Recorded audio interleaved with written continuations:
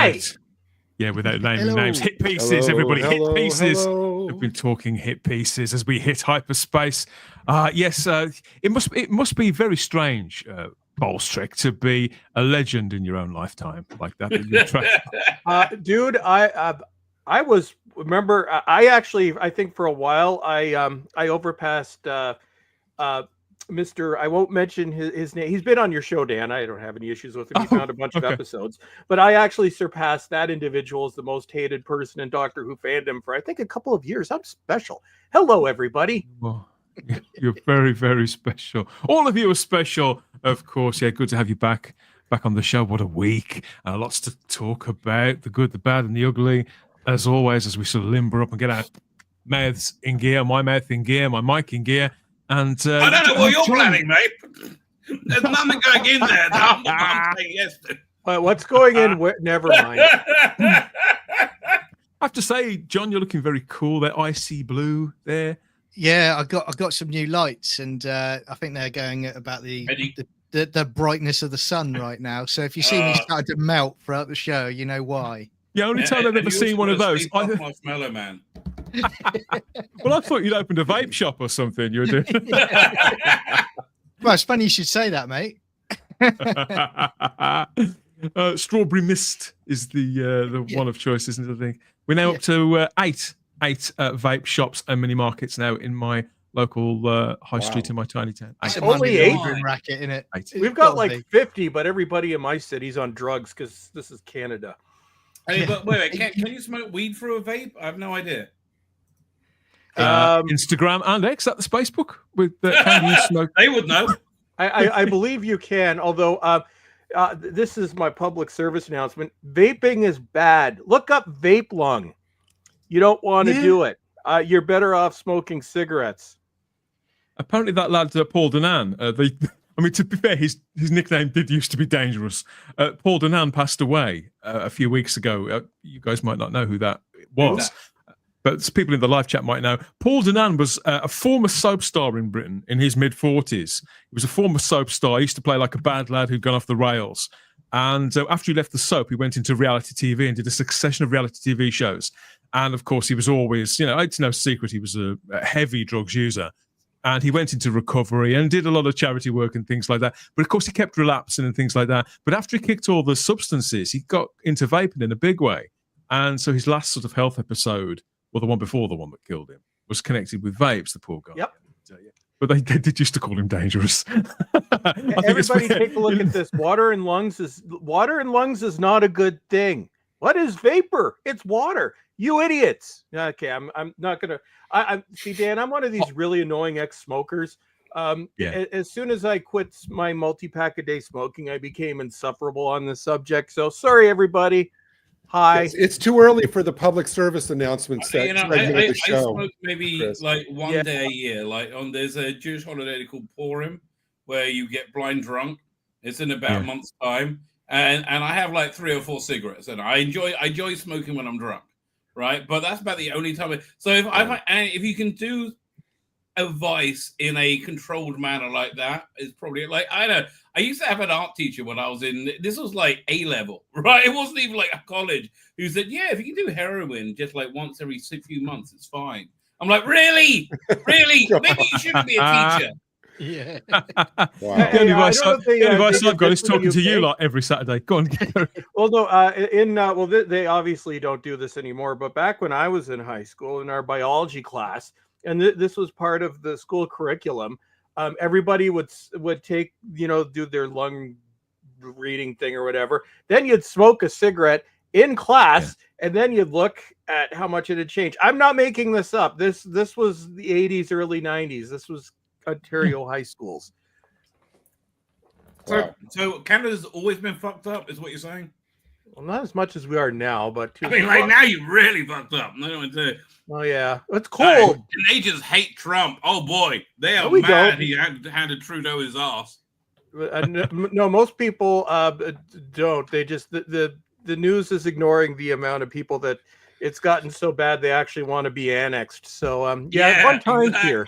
Exactly. We have from Cinnamon Toast Crunch here in the live chat. We don't usually get into the chat just yet, but I'm going to make an exception this time. We've got Cinnamon Toast Crunch says 8 vape shops and 20 Turkish barbers in his town. Any advance on 8 Turkish, 8 vape and 20 Turkish? Let us know in the live chat. We'll see if we can find anybody whose town that is a high. What the hell is a Turkish barber? Turkish it's barber a barber shop. that's a Turkish person, basically. Allegedly, they're everywhere, and it's got to be a money laundering racket. They're not really from Turkey, and they're not really barbers. Yeah, so it's kind of like the city I used to live in that shall remain nameless. That had 2 Chrysler dealerships right next to each other, and you thought that was kind of shady. Yeah, I guess like that. Yeah, very exactly much. Like very, very much like that. Talking about shady, I think it's about time we got into hyperspace and got cracking with the show. Proper thank you, everybody, for your contributions so far. You can have the power of the Fantastic Four. It's clobbering time! With Thing Feet and Thing Hands, the earthquake and boom-shaking power of the Thing can be yours. I am the Thing! Turn up the heat. I am the Human Torch! With the Human Torch mask and gloves. Loaded with the sounds and missile-firing action of the Human Torch. Yeah! Is Dr. Doom finished? Pizza! Dad!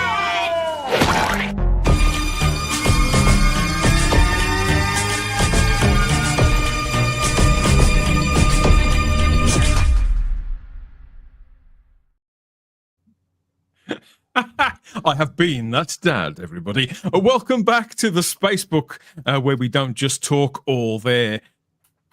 Sorry. It's their entertainment, but we beam and we live stream it to you on YouTube and on Rumble too. It's our Geeky Pop Culture Show on Saturday, February the 8th, 2025. Happy birthday to my sons. If you're watching or listening, guys, they're probably not. If any luck, they'll be blind. Dudes. Happy birthday, everybody. George and Luke. I'm Dan Hadley, Birmingham's king of the geeks, and this is the Spacebook Live, back and keeping it 100% real time. I've got a panel here as ever. We've got, it's not in his vape shop. Did you just say your boys' names are George and Luke? That's right, 2 of them, yeah. A bit of a Star Wars fan, maybe? I don't know. There's a story there. Everybody always thinks that. Yeah. George is named after George Michael, but he thinks he's named after I don't believe George you, Luke. but okay, everybody likes the Donald kebab. And Luke from Rainbow. Luke was actually a second name on the list of in fact, and his original name, my son Luke. We're going to get to that later on in the show. So remind me in segment 2. That will be. I'm so disappointed. He'll like that. He'll enjoy that. Yes. Okay. How could you hate Last Christmas, Dan? Good question. I think for me, yeah, that's the reason why I think it did a disservice, I feel, to the music of George Michael. I've always got a soft spot for Wham. I remember they had a Wham strip in Beano. As I recall, it was really weird. They did? Oh, they did? No, I think was it in something like TV Tops or something? I think it was. Was it in Look In? I think it was in Look In, wasn't it? That could be Looking. Yeah, I mean, that would make most sense. Could have been. Okay, so let's do the rounds. We've got John Yulden, not in a vape shop, but still icy cool. Anyway, we've got Gary Akers. What's your hat of the week this time, Retro Dog? Oh, it's the Mirror Universe from Enterprise. Oh, nice. Cross swords. That is what Americans call a deep cut. Yes. I see what you did there, Dan. Hey, I like it. I've been thinking about rewatching it. I love everything about that episode, by the way. Yeah. Into Mirror Darkly. Love the they had the Gorn in it. They had what's it called again? The you just like T'Pol in that episode. The Tlosians in it. I don't remember. I don't remember much other than Hoshi in her and her midriff. Remember that? Oh damn! Oh, I gotta watch that episode again. Oh, that's really great. That's a great. Yeah. Yeah, I'd like to say it got me through. It's a perfect example of how Scott Bakula is such a nice guy. He can't do evil. I liked Heroic Rom from the Mirror Universe, right? From Deep Space Nine, where Rom was like an action hero. Talking of sort of pervy images from our formative years, it was 40 years ago last week that this single and music video were absolutely everywhere. And I wondered if you guys remembered as fondly as I do Material Girl by Madonna. This was the whole thing, the Like a Virgin thing, that never really did it for me. But I have to say, there's something about the strapless dress and the biting on her fingers. Yeah, this really did it for me. What a great video! What a great song. Anybody a Madonna fan from back in the day? Okay, I refuse to. Is the influence she had on the young girls of the time who would do similar things, making my formative years very, very, very happy. Anybody remember Madonna's coffee table book, the one she put out in '92 with her album? I remember it. Yeah, was it called SEX? Was it? Oh, was it was. It was. Right. Yeah. I done seen it. I will not. I'm just going to choose to plead the fifth and not speak. I think it had a hard plate metal cover, and it was sort of stamped like it was embossed with the word "sex" right on the front. I thought Madonna did a great Marilyn Monroe in this video, and I loved her in Dick Tracy. She was great in Dick Tracy, wasn't she? I agree with you. I loved her in Shanghai Surprise. I'll do a clarification here, Dan. I'm a fan of Madonna because I like the 80s stuff. From the 80s up until 1998, we'll just pretend Madonna doesn't exist after 98 and just go with that. Well, yeah, I'll allow a special dispensation for that song she did for the Austin Powers movie, John.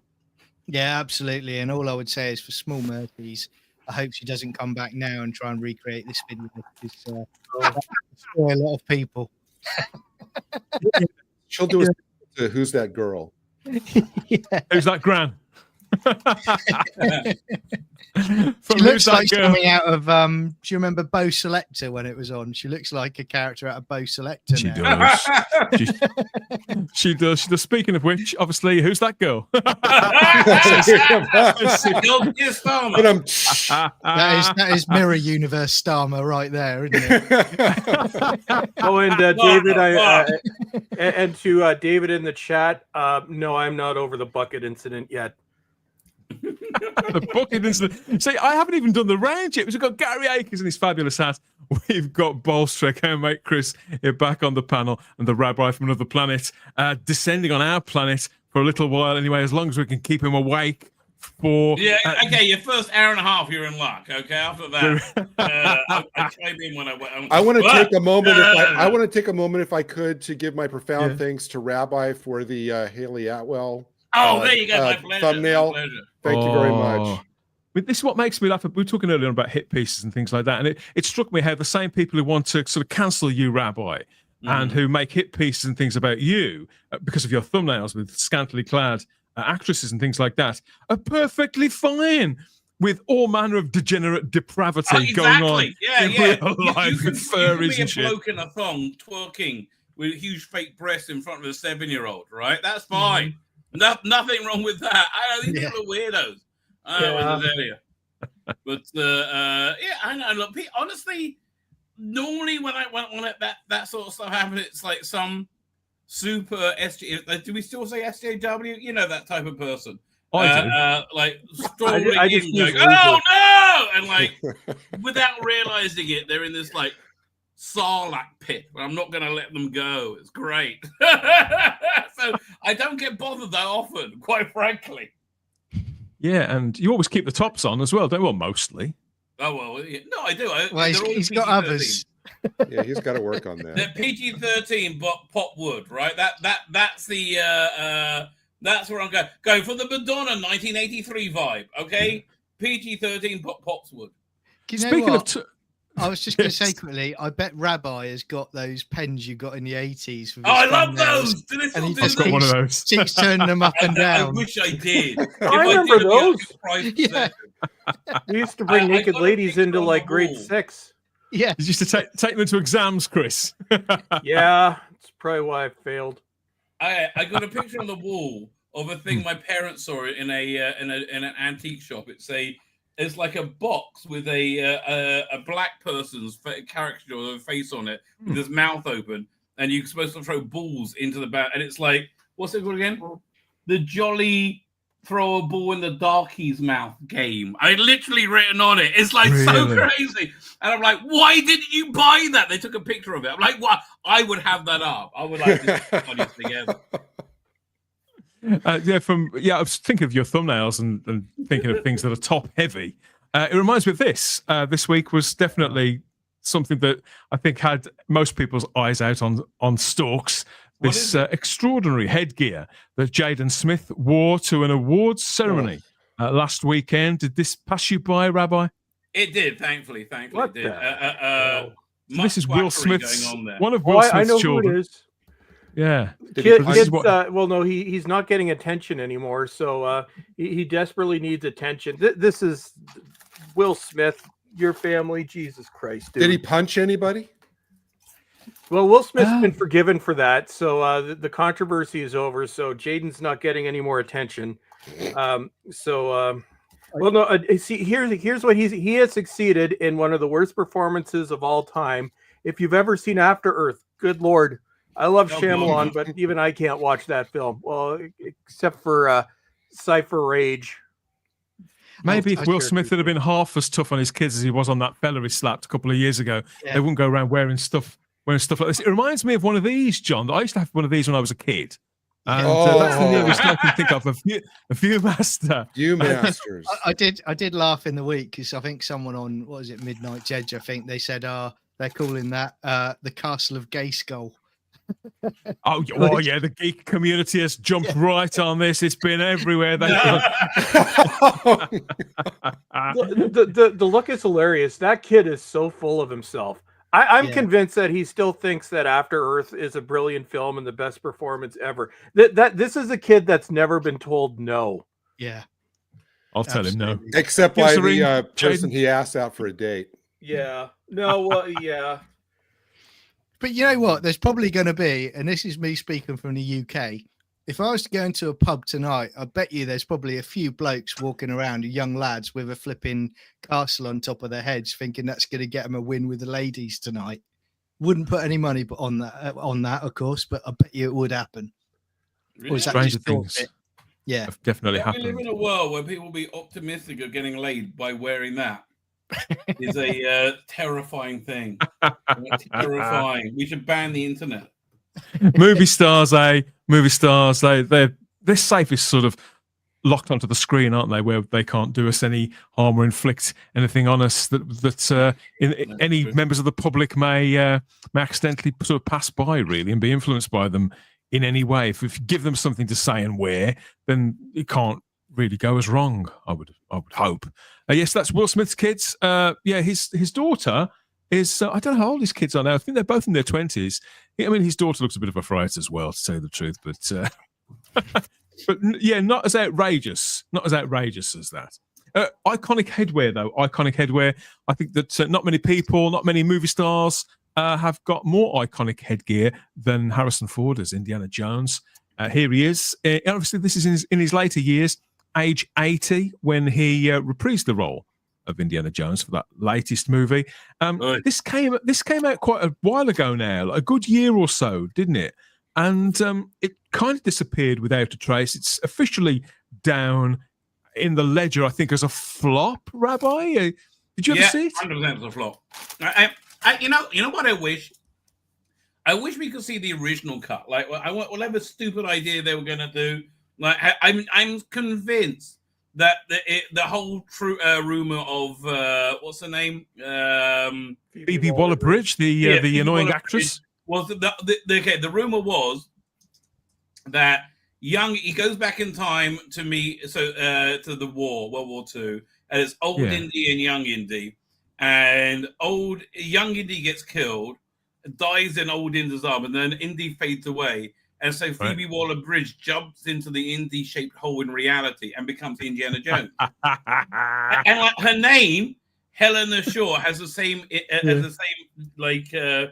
resonance as Indiana Jones. So Helena Shaw and the Temple of Doom, like they were going to do that. I'm convinced they were going to end the last James Bond movie on a Loretta Lynch a gun barrel sequence, and I think she was the main character. The reason that movie lacked any backbone, like any narrative backbone, because they took it out because they knew it was a damn stupid idea. Like that's the problem they got with Captain America now. All right, they're trying everything to write around and reshoot around that the idea that Sam Wilson is not Captain America. Right? It's just silly. Don't tell us that because we know it's not true.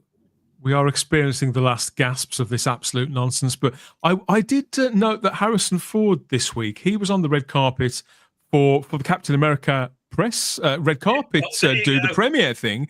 And this is how they got him onto the subject of the Indiana Jones film. And they mentioned to him that it had flopped. And they asked him what he thought about the fact that it had flopped. And he said, shit happens. I was shit happens. I was really the one who felt there was another story to tell when Indy would have suffered the consequences of the life he'd lived. I wanted one more chance to pick him up and shake off the dust and stick him out there, bereft of some of his vigor, to see what happened. I'm still happy I made that movie.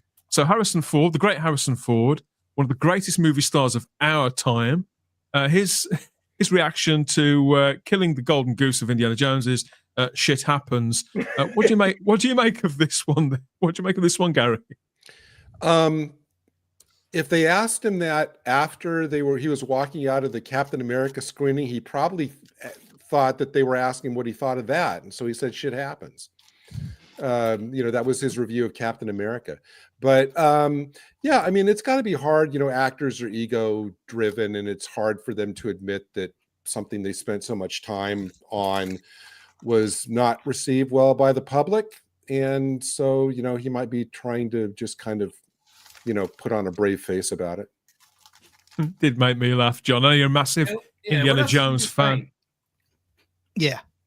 I mean, I'm a big fan, mate, as you know. And after Crystal Skull, nobody was crying out for this film at all. And it had gone way past its expiry date. And again, this is classic Disney. When it's way past its expiry date, let's make a film about it. And of course, he cashes in on it all too much. But I sat there with my family and watched it, and I was like, my whole body was physically convulsing at every minute. That Did you go to the cinema to see it?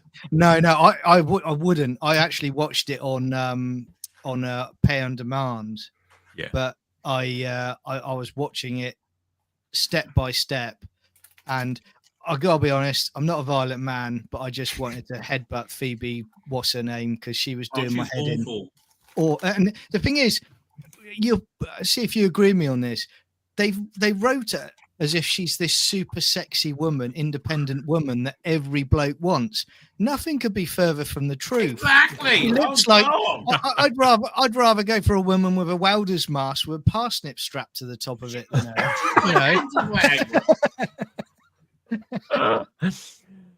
yeah, I still haven't seen it. I can't see me rushing to go. Now, where you have to pay $9.99 a month to see a woman with a welding mask with a strapped to it. I'll pay for that, mate. I will pay for that. There's all kinds of shit out there. Please, don't ask. Please make that your next thumbnail, Rabbi. No. There's depths I won't go. That's the trouble I'm having with watching both Shogun season 2. I'm not actually Shogun season 1. And C, that this the thing by the guy that. Oh yeah, you told me you were watching that. Yeah, I managed to get through episode 2, right? But the trouble is this: it's so dark. I mean, the bad guys are awful, doing these terrible things. I'm like, I don't want to know about this shit. Leave me alone. I want to watch Star Trek and be in a good mood, right? I'm like, yeah, that sort of stuff. So, and also Shogun, in the first episode, they killed somebody by boiling him to death. And it was in the book, and it's disgusting. I was like, I couldn't go on after that. So I'm like, it was too dark. Yeah. Is this a scene from Dial of Destiny that we're looking at? The mistake they made there was saying he's suffering the consequences of him being, of his actions. He should have been celebrated, right? He should have been that was the main thing. He was living in this shitty little apartment in the Bronx. No, he should be living in some sultan's palace in some Arabian mansion. And he comes out of retirement one last time, right? Because he has to do it, right? That would have been cool. But like they made the they made the Americans Nazis in this one. I'm like, they don't want to give us cool, Rabbi. They can't give us cool anymore. Oh, man, look, I was just saying this on my stream earlier. Yeah, they could have. Right now, the nuking of USAID is like taking the bank out. Yep, like it is. That's nuclear warfare in terms of that's going on. Right, all that money has been taken away. Thing is, they could have, and how much money they suckled off, billions upon billions upon billions. You know how suddenly 8 years ago it became like everybody said that men can have penises, women can have penises, and if you said anything else, oh no, you're crazy. Right? You know, that's because they've been paying news outlets to flood the market with that weird shit. Okay, so that's all in the midst of being cut off right now. So how did I get into this?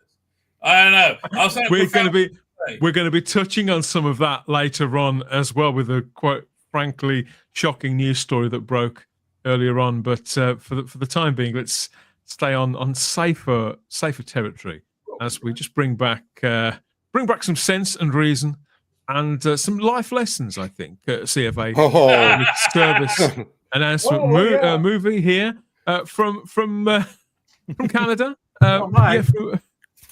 Courtesy of Chris. Yeah, and our education continues, very much continues, doesn't it, Chris? And this one really will bring something completely different to people's lives, won't it? It will inform them on how to move forward or not to move forward in life from here.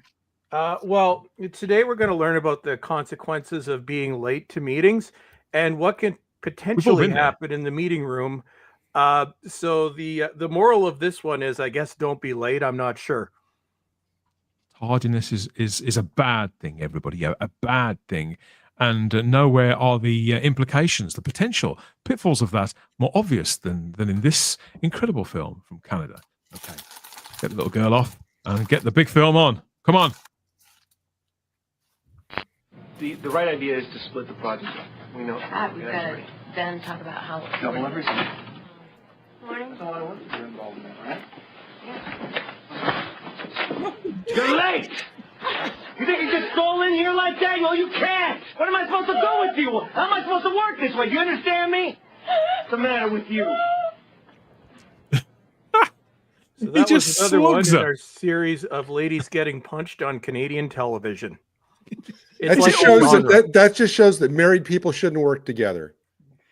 Yeah, I mean, that's the whole idea. Is it always a woman that gets slugged in these? Yes. In this series, yeah. I mean, to be fair, she was late. So yeah, a bit uppity, isn't she? So yeah. So next week, I've got choices. See, like I said, we've got themes. So ladies get punched in Alberta. People get in horrific accidents in Quebec, road accidents. People get in terrible workplace accidents in Ontario, and little kids are nuts, and scary creatures tell you not to do drugs.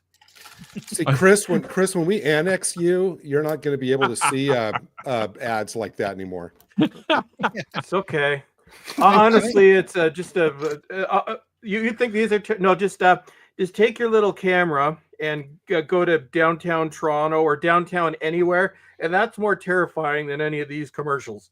Just pick out a camera and film. We've got a guy downtown that dresses like an alien and jumps out in front of cars. That's this week's fun. We've got a few people like that over here as well. At some point, I'll tell everybody the bucket story. Those of you who are on my Twitter know what the bucket story was. Stay tuned, everybody. Would you like to know the bucket story? One day. You're never going to be able to unknow it. I warn you now. Okay, here's the bucket story. So, so our local Amazon delivery service sucks. Yeah. So yesterday I'm getting a package from Amazon, and it's later in the day. I'm out taking Sky for a walk, and then I get a message on my phone, and they actually text you, "Message has been delivered to the box out front." What box out front? I'm like, this is interesting. I get back there. I'm like, there's like no package. I'm like, okay, where's my package? And I look, and they leave a little picture. So out in front of my house, because I have a dog and I'm a responsible dog owner, and our garbage is only collected every 2 weeks. So I have a little bucket where I put my dog poop, bags of dog poop. I don't just pick up and throw it in there. So I'm looking, and then so then I pull up, and the delivery company always leaves us a little picture of where they delivered it. So I put it, okay, well, it's like, say here, so I open up the email, and so I see that's the poop bucket. The poop bucket is open. Oh shit, literally. So I open up the poop bucket, and there is my Amazon package in the poop bucket. Now this poop bucket is gross. Especially in the summer, because they only pick up our garbage every 2 weeks. Right. So luckily it's winter, so it was frozen poop, but it was still really gross. And you know, sometimes the poop buckets will break and stuff, so I haven't been able to hose it out because it's winter time. So I took out my, and it was a nice package too. For those of you who don't know, it was the Arrow Video J Horror set, which is awesome, by the way. Luckily it was packaged. So so I go back to the text, because they leave you a text. I'm like, I hope you're okay with me putting it there. And there's no way you can't tell that this isn't a bucket of shit unless you're an idiot, because it's approaching garbage day, so it's almost full. So I'm like, no, you literally just put my box in a bucket of dog shit. They're like, oh well, the message said don't leave it out in the open. So that's what your solution was to put it in a box of dog shit. Oh, I won't do that again. No, you won't be doing that again. So I put a, and then I had a useless conversation on Amazon with an Amazon AI bot over this. Oh god, they like those, don't they? Well, as soon as I'm talking about, you know, my $100 package being in a bucket of shit, the Amazon AI lady comes up. Oh, we're sorry to hear about this experience. Well, here's an idea. Maybe get, you know, drivers who can understand instructions and not put it into a box of dog poop. So needless to say, the box that my Amazon package came in is outside. I was not going to bring it in, but the package was luckily fine because it was shrink wrap. So, but it's like this was like my fancy set of the year, which I've been meaning to get for like months. But they put, so yes, that's Canada. Yeah, I mean, they do it here. I mean, my Galaxy Quest 4K turned up, and they said delivered. Couldn't find it anywhere, and they put it under my niece's car. And even more baffling than that, the guy had knelt down underneath the car and taken a photo of it as confirmation he delivered it. So he throws it under a car and why did they've got to be dumb. Either that or they just hate you. So you got a picture of your package under your car, and I got a picture from them of my little box in shit. Yeah. It wasn't even your car. That's what cracks me up. If you can top that, let us know here at the Spacebook, Instagram and X. We're live streaming right now to YouTube and over to Grumble. Grumble is our own streaming platform. In case you'd never heard of it, that's where we're out there right now. And so are previous editions of this show too. Join the mission, subscribe to our channel covering all geeky movies, TV, and whatever else. If you can geek out about it, we are all over it here at the Spacebook. And I can't really top that story from Chris, so I'm not going to even try. Let's leave it to the people in the live chat and see if they can follow it. I'm going to tell you how it's going to be. With Scotch's lifetime guarantee. Tape what you want both night and day. Then re-record, not fade away. Re-record, not fade away. Re-record, if it's Scotch, it's guaranteed for life.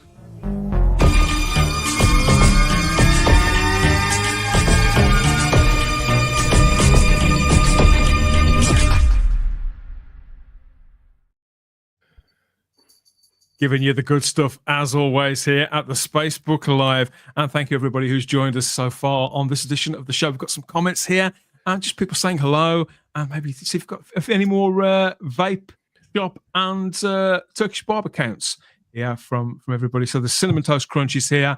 And so is Darren M2 with greetings and felicitations all around. Thoth's joined us in the live chat as well, wrenching for us this time. Thank you, mate. Good to have you here. And PD Rich is in as well. Good to see you, PD Rich. We've got Colin Archer in the live chat too, asking questions about stuff we haven't come to yet. So we'll get to that later on. And Lisa Meow says, hi, everyone. Hi, Lisa. Lucy. Sorry, not Lisa. Lucy. Michael says, hello, John. Hello. There you go. Can't say much further than that. No fat on that. And we've got Mark in the chat too. Good to see you, Mark. Welcome back. And lots of hellos and welcomes. And I think people just chilling out after a pressurized week. Gary, how's yours been? Good. It's been good. You can tell here, the light of sanity is finally streaming into my country. Man.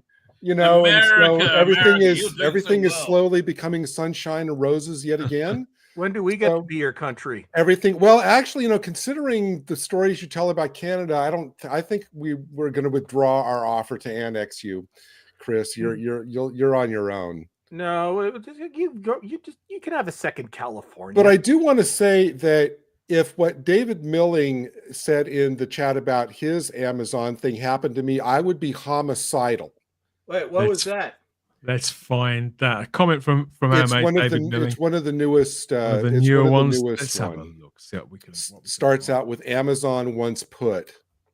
Because the chat is jumping around. That would make me. I would be murderous. So yes, David says that Amazon. There we are. Amazon once put a Doctor Who collection box set. So these things are really thick, aren't they? Yeah. Thick, hard card. A Doctor Who collection box set in my bin outside the front of my house, which was due for collection. So I had to fish it out from greasy chicken skins. To be fair to Amazon delivery driver on this instance, he probably thought it was Shooty season 1. He was yeah, I was about to say that too. I got that comment too. I'm like, well, was it a Jodie Whittaker series? I'm like, no, the poop bin is too good. Not the collection. These are the collections. People loving the Amazon. PSA Amazon, you're on notice. If my season 7 box set ends up in the bin, I'm coming for you. There you go. Retro Doc, read you the riot act already. There's people reeling from the public service announcement movie there in the live chat, wondering what. Canada. Oh, Canada. I'm trying to think of, because I do have funny ones, but I have some very disturbing ones too. So I'm deciding what I want to do next week. Do I want to traumatize you? I don't know. I'll come up with something. Cinnamon is a fan of the monkey on the bike that we have in the picture. I'm very fond of that monkey. That's from BJ and the Bear, which was a TV show that was on when I was a kid. Do you remember that, Gary? BJ I do. And then, do you remember the spin-off, Dan? No. Which was that? Was that just BJ? No. That sounds like a porn. I was going to say they couldn't get away with just having a show called that. But no, there was a spin-off called, I guess because it was a whole Smoking the Bandit type of thing. Okay. His nemesis in the show was Sheriff Lobo, and they spun Sheriff Lobo off onto his own spin-off called The Adventures of Sheriff Lobo. No, that never made it to Britain. I would have been all over it like a rash. I am the owner of a full set of BJ and the Bear, but they're bootlegs because you can't get it officially. It's that obscure. But I do remember like the last season or whatever, like a ratings grab. Didn't they bring in like all the female truckers in the cutoff shorts? I remember like in the last season. Yeah. It does sound like something that they would do. Yeah, it made the Dukes of Hazzard look highbrow, John, this show. Yeah, I mean, I never got to watch it. The funny thing was, do you remember the annuals they used to release each year for? Yeah. I had the annuals, but I never watched the show. I never got a chance annuals of the Dukes of Hazzard? They had all of it. And yeah. Oh, yeah, you're right. I forgot.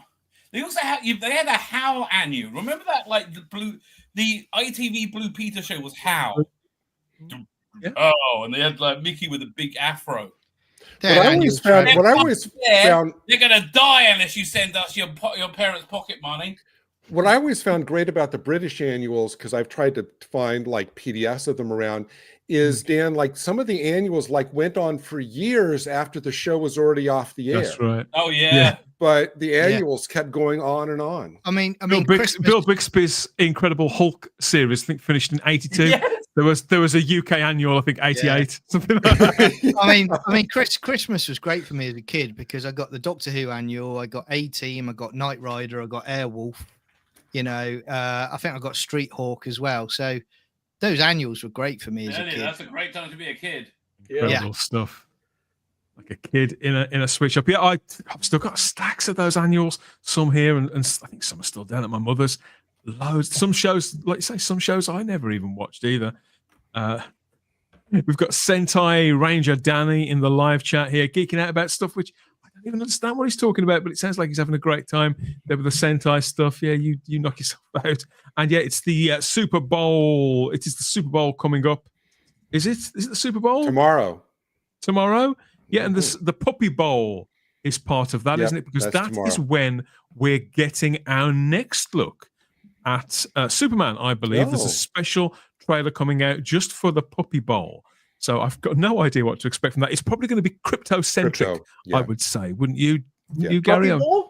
Okay, I gotta watch me. Oh yeah, I didn't know they still did it. I must watch me. It's basically, you know, for people who don't know, the Puppy Bowl, and they also have a Kitten Bowl. It's basically this big kind of indoor football field lineup, and they just let puppies and kittens run around. It's like the cutest thing you will ever see. Yeah. Although I didn't know they were still doing that. I gotta watch me the Puppy Bowl. Real event. Have to get some of that, which does lead us nicely into the next item. Keep the comments coming, everybody. We want not just your views on the movies and the TV stories from this week, but also your counts on the vape shops and the Turkish barbers too. So yeah, you bring it all to us, and we'll see if we can beat Cinnamon's tally there of it was eight. It was 8 vape shops and the 20 Turkish barbers. So any advance on that before the end of the show? And yeah, let us know. Let us know. It's the Jurassic Park Command Compound with an electronic computer that says over 100 commands. Best film. We need more firepower. The computer helps you control Jurassic Park. Got him. T-Rex attacking. Look out, cats! Fire the net. Got him. Compound secure. Yeah. Jurassic Park electronic talking command compound. Figures and dinosaurs sold separately. Batteries not included.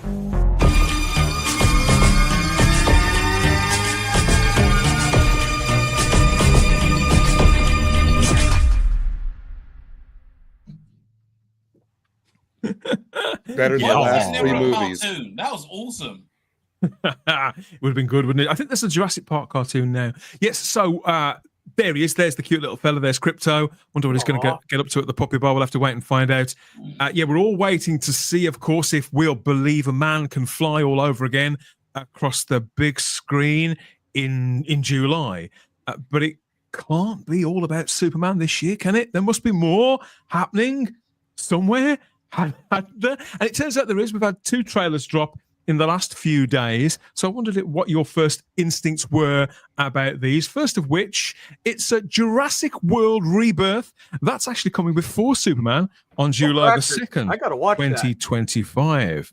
I will be right back. So this is the 4th in this sort of sequel series of films, the 7th Jurassic Park movie. All in all, it stars Scarlett Johansson, Jonathan Bailey, with Ed Skrein, Rupert Friend, Mahershala Ali, and various other people. So it's quite a big cast. And although it's described as a standalone sequel, in the trailer, there's a bit of sort of classic Jurassic Park imagery going on there, as if it's getting a little bit meta. Are you a fan of the Jurassic Park sort of lineage at all, John? Because, 1993 was the first film, wasn't it? You'd have been probably about the right age for this stuff, wouldn't you? Yeah, I mean, I love the first one, and I'm okay with 2 and 3, but after that, I'm just not interested. You never felt you never felt the comeback movies, the Jurassic Worlds with Chris Pratt. No, not at all. And I just what's her name? Bryce Dallas Howard. I just thought they got silly and ridiculous, really, and I think it's more diminishing returns from them that they're desperate to sort of milk this cash cow. It is like when you got like the end of a tube of toothpaste, and they were just squeezing and squeezing and squeezing. It's curious. frankly. Because I do notice, Rabbi, and you comment on this stuff most days on your YouTube channel as well, how with a lot of these franchises, they always talk such a big game. This is going to be a brand new trilogy. This is going to be a new series. This is a brand new start. And they're saying with this is a standalone movie. They've got no aspirations of it necessarily going anywhere else. There's no great... There's no great... that means it's going down hard, baby. Do you think though that the reason why they're billing it like that is simply because in the last 5 years or so, a lot of studios and franchises have come out with these great big plans and huge claims about they're going to tell the greatest story ever told over 2, 3, 4 films, and a lot of the time the things have fallen flat, and they've either not made subsequent films or they've been left. No, that implies thought. No, the algorithm has just changed. That's it.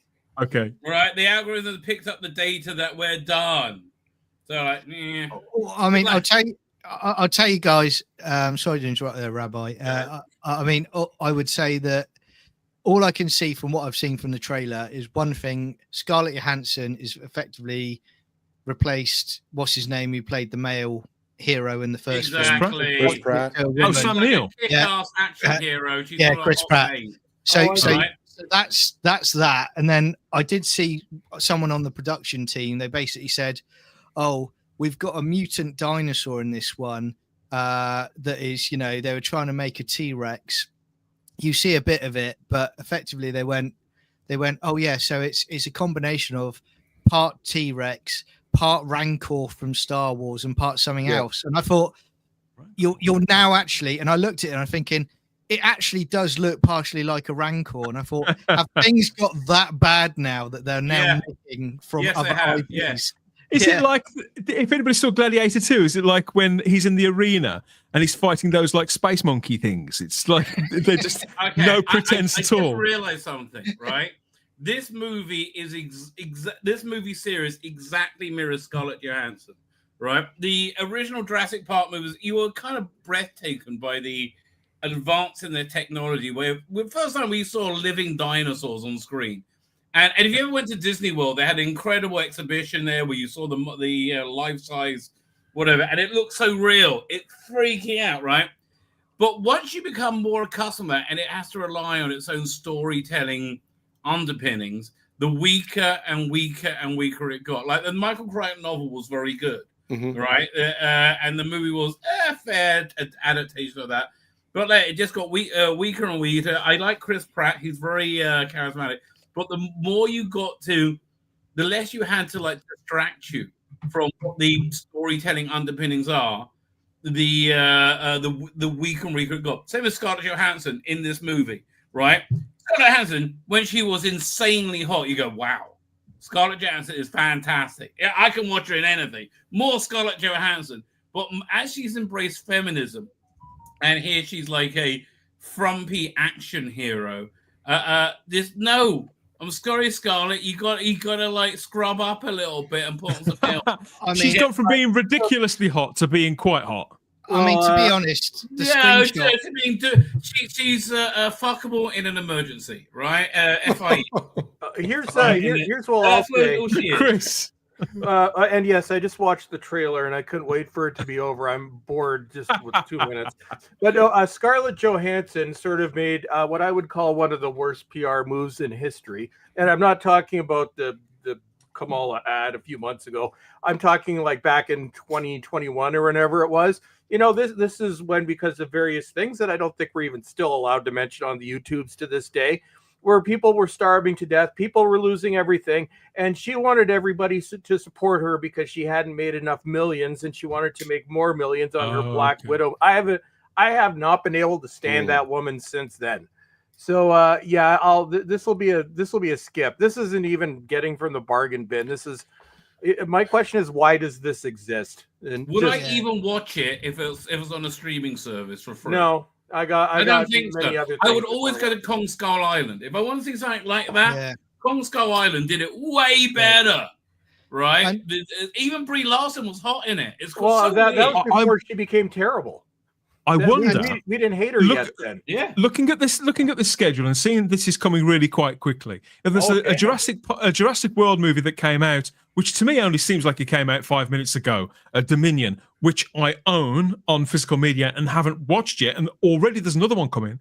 I remember a day, which doesn't seem that long ago, where there was 5, 6, sometimes 10, 12 years in between Jurassic films. Yeah. I got plenty of time to watch them. So, and already there's another one here. So it does feel a bit weird. It feels like an embarrassment of riches almost.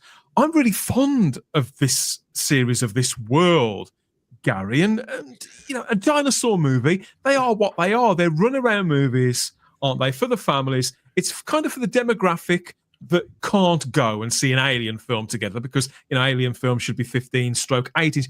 The idea with Jurassic Park world films is you can take the whole family to see them and then go or everybody go and get a pizza or something. Yeah, it's kind of like safe danger, I guess, like safe scares. I mean, my rule on Jurassic World Park movies is like, if my man Jeff Goldblum is not in it, I generally tend to I think you're right. I think you're but right.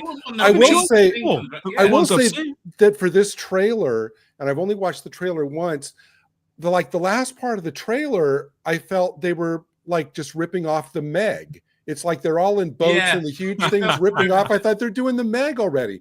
The thing about Jurassic World movies, and correct me if I'm kind of overgeneralizing, it seems like they're limited in terms of what they can do. Everything always boils down to humans versus, you know, the really big, weird, scary dinosaur. There's nowhere else for the narrative to go, and they've done it like 6 times now.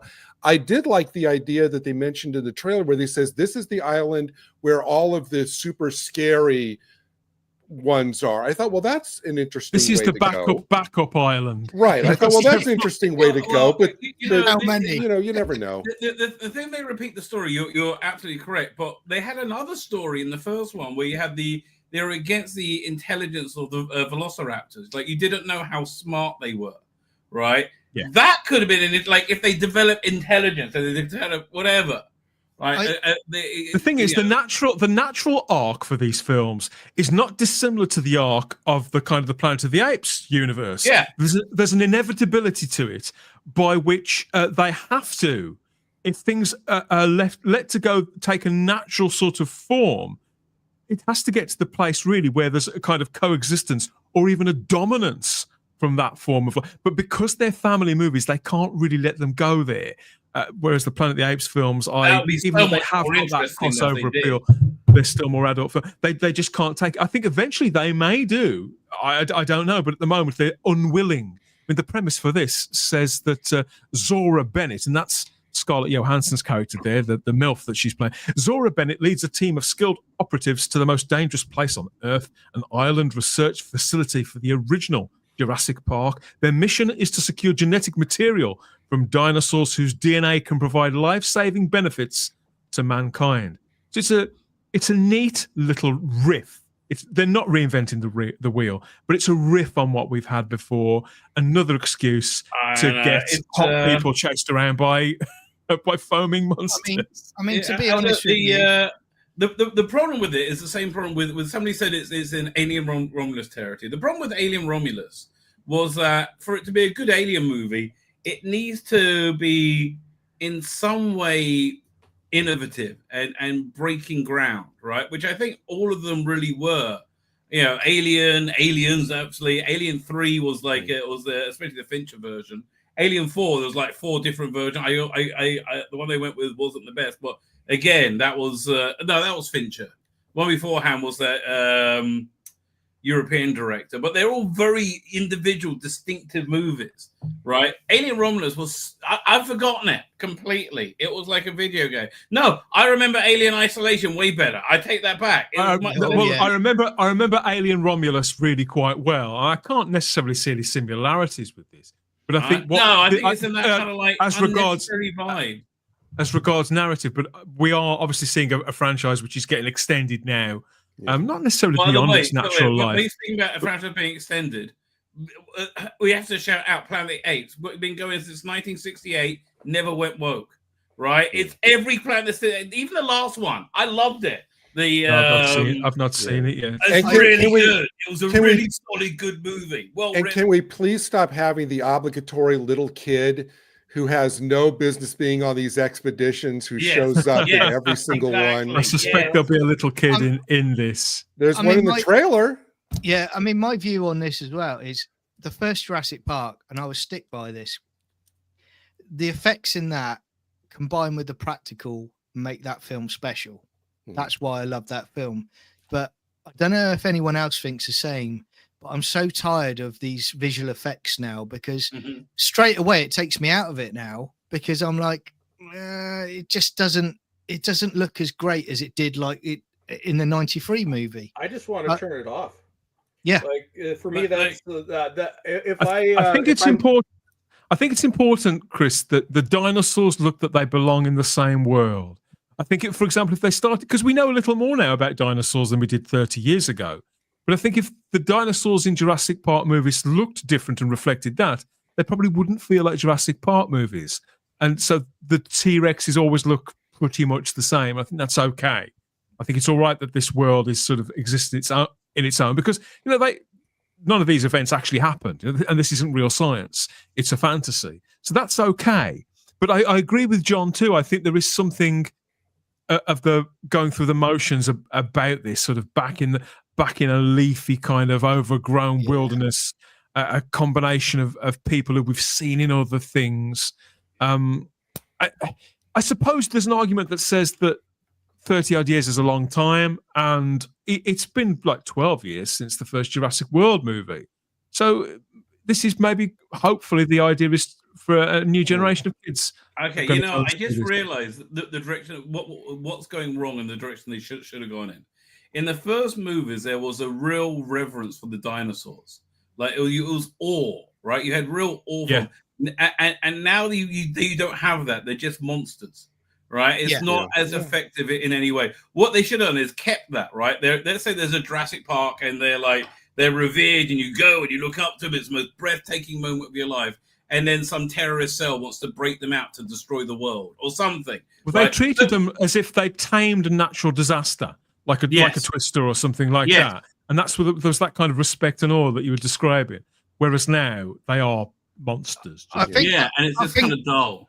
I think the other thing you've got to think of, and sort of jumping onto what Rabbi was saying there, is look, when you watch that 93 Jurassic Park and you get Sam Neill stand up and he suddenly sees the dinosaurs in front of him, and everyone is like, their mouths are open. They're like, whoa.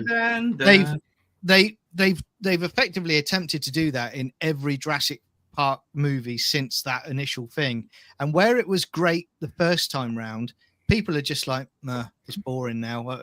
I've seen it so many times. I miss the days of the dinosaurs rampaging through the blockbuster in the second one. Yes. I won't pretend that I don't enjoy these films when I do, but I do wonder who they're. I think I know who they're for, and perhaps it's not me. Perhaps it shouldn't be me. I don't think this is for anyone. But I can't help but think that they might have got it wrong. When the first two Jurassic World films came out, to me they made sense. And I enjoyed the first one enormously. I think it's a fantastic film. And I kind of liked what they were doing with the second one, but I think it ultimately didn't quite gel. So I think, well, they've only really made one sort of film that kind of floundered, in my opinion, and I haven't seen that latest Dominion one. I'm a little bit frightened too, because 3 was kind of what you said, Gary, because Jeff Goldblum's back in it, Sam Neill's in it, and I was a little bit reluctant, I think, because of what Disney had done to the original 3 characters from the Star Wars movies. I'm worried that they're going to just kill them all off. And no spoilers, please, everybody, because I have got it in the live chat. I am going to watch it it's very much something I'm having to steel myself to watch, because it's like something unpleasant is going to happen to Sam Neill. I just know it is, or to I just don't want it. But with this, it being a clean slate again, I'm thinking, well, maybe if I'd got kids of that age again now, I'd be right in there, and I'd be getting the like the special KFC I would bucket check and the all original. that. I would it's like with the kids.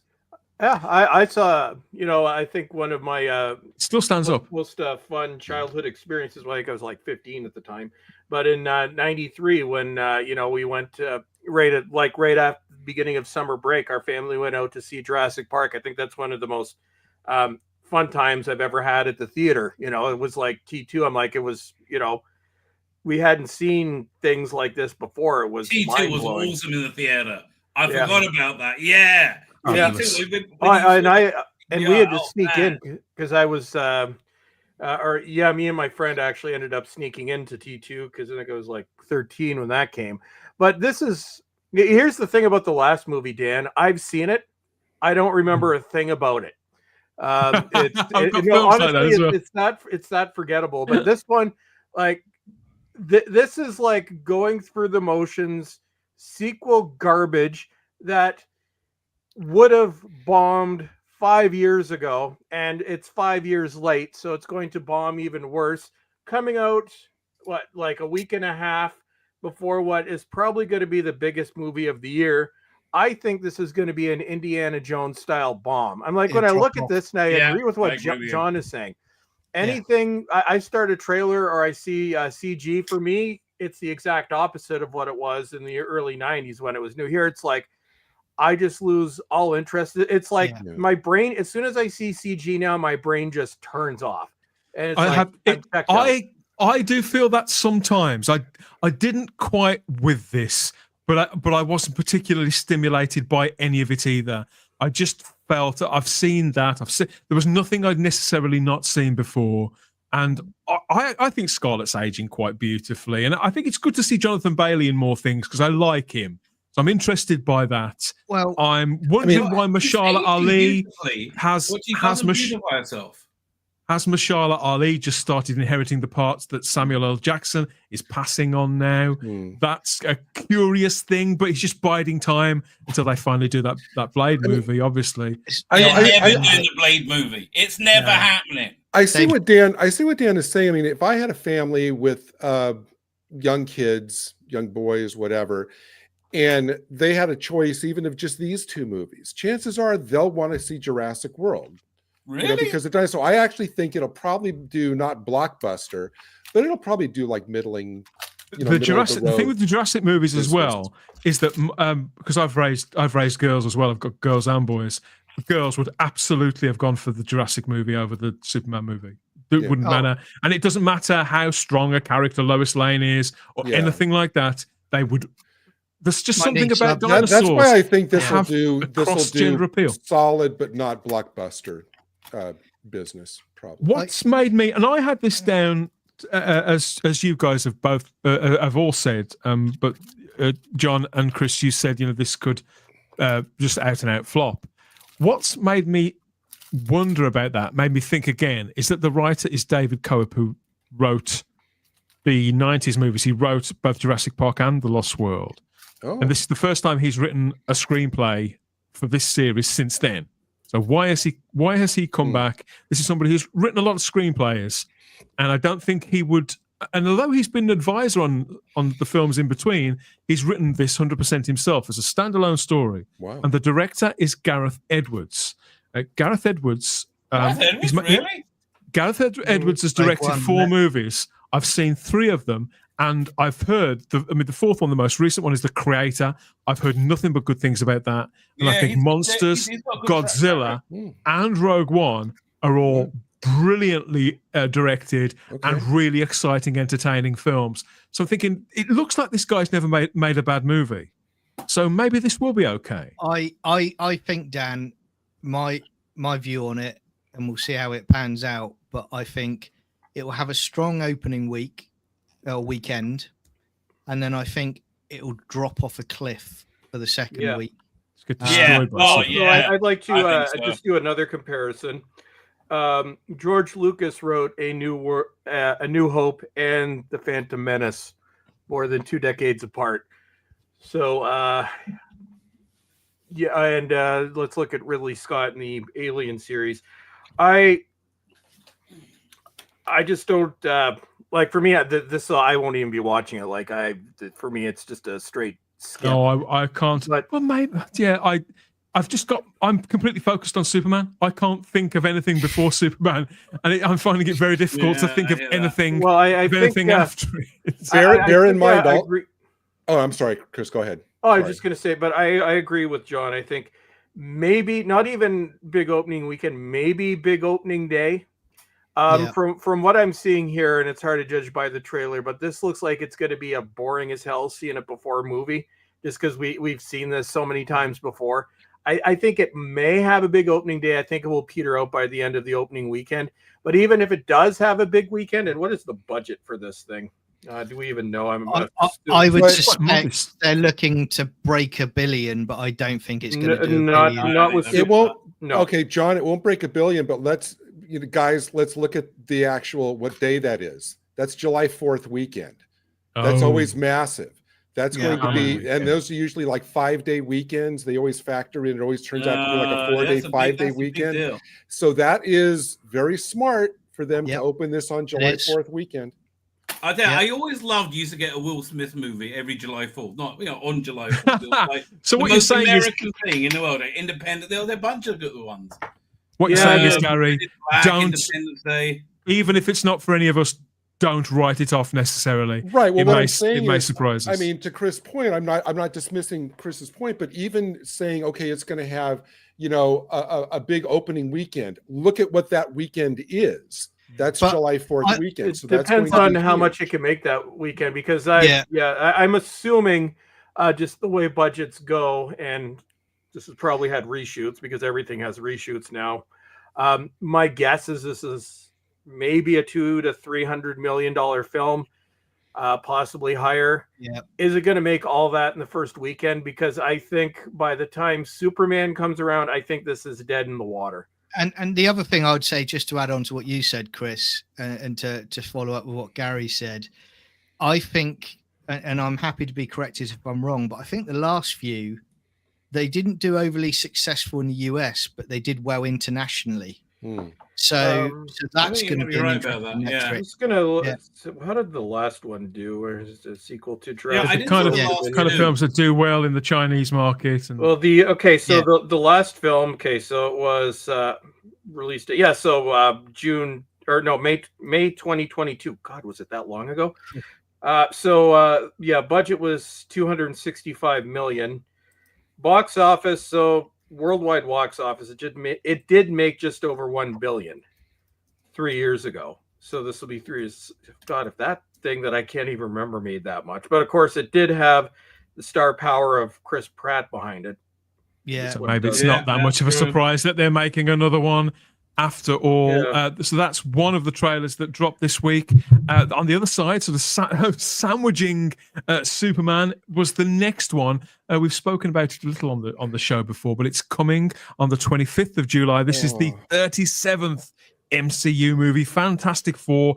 First steps here at last. We've said it before, haven't we? A make or break feature film for the Marvel Cinematic Universe, directed by Matt Shakman, who comes from TV mainly, House, Psych, according to my list here, Always Sunny in Philadelphia, Fargo, the Monarch TV show, and most notably, WandaVision from about 3 years ago. That was the very first MCU TV show. So this guy's done quite a lot that's all over the map. They've gone to somebody who they may view as a safe pair of hands. The cast is made up of some choices that are better than others, as we've talked about before playing the Fantastic Four, but this has to be the last chance for the Fantastic Four in cinemas, and surely if this doesn't hit, Gary, they are fucked. Yeah, I mean, I watched the trailer a couple, 3 times, give it a fair chance. I do like the 60s aesthetic. I do not like Ramon Richards. Yeah. The actress playing Sue, I think, is very beautiful, but I think she's too old for that character. Yeah. Oh, you might be right. I didn't realize that. I think everybody instantly, and I agree with them. I think I mentioned this to John or whoever, like in a chat, I thought that the voice of the thing, as everybody agrees, is instantly wrong. I actually think the voice they used in the original 1960s cartoon was better. Perfect. Right, But I just and the fact that they're going right to Galactus right away, I just don't. I don't know. Thing is, though, let's be fair. They've made several Fantastic Four movies before, and they didn't give us Galactus, and people gave them shit for it. I would say for that. I mean, a few things. I mirror everything that Gary's just said. With regards to the thing, one thing that I don't like. I want the thing to be bigger and bulkier and a bit taller. I don't like the fact that's what she said. Yeah. I don't like the fact that Vanessa Kirby as Sue is kind of towering over him in that shot. Well, me and Chris have talked about it many a time about our disdain for Pedro Pascal. And now it's like nailed. He's not right for Honestly, this. And it's obvious in the trailer. It's not Reed Richards at all. And also, I think to be fair, you know, when I see that shot there of Vanessa Kirby as Sue, I just don't see Sue. I just don't. Right. And she's more Emma Frost from the X-Men. Yeah, absolutely. And I think that with Sue Storm, I like the trailer where she's going, oh, you know, Ben was our rock and stuff like that, because Sue was always about like the heart and soul of the family, wasn't she? She sort of kept them together and was the, you know, a good moral center of that whole comic book run. But I think they've also gone with they've really peroxided her hair, which just doesn't you know. I just don't understand why they're doing that. And and it's such a shame. It's the Pat Butcher look, Rabbi. Yeah, and go back to Galactus. She was so great in Napoleon. You ever seen that? Especially the extended. There's that extended edition of Napoleon, Ridley Scott, like 3.5 hours, 4 hours long. It's really good. She is fantastic in that. So that she was announcing that was just coming out, and I was like, man, it's got to be awesome. I'm so excited. To be fair, Rabbi, this is, and I don't want to spend too much time talking about the cast because we've done it quite a lot before, but they are all good actors and actresses. Vanessa Kirby's been great in other things. Joseph Quinn is apparently fantastic in that drama about the chef. Pedro Pascal, it's got a lot of star quality. I'm sick of the sight of the bloke, but he has got a lot of star quality. And by the look of this, there's nothing wrong with that. Ebon Moss-Bacra, who's playing the thing.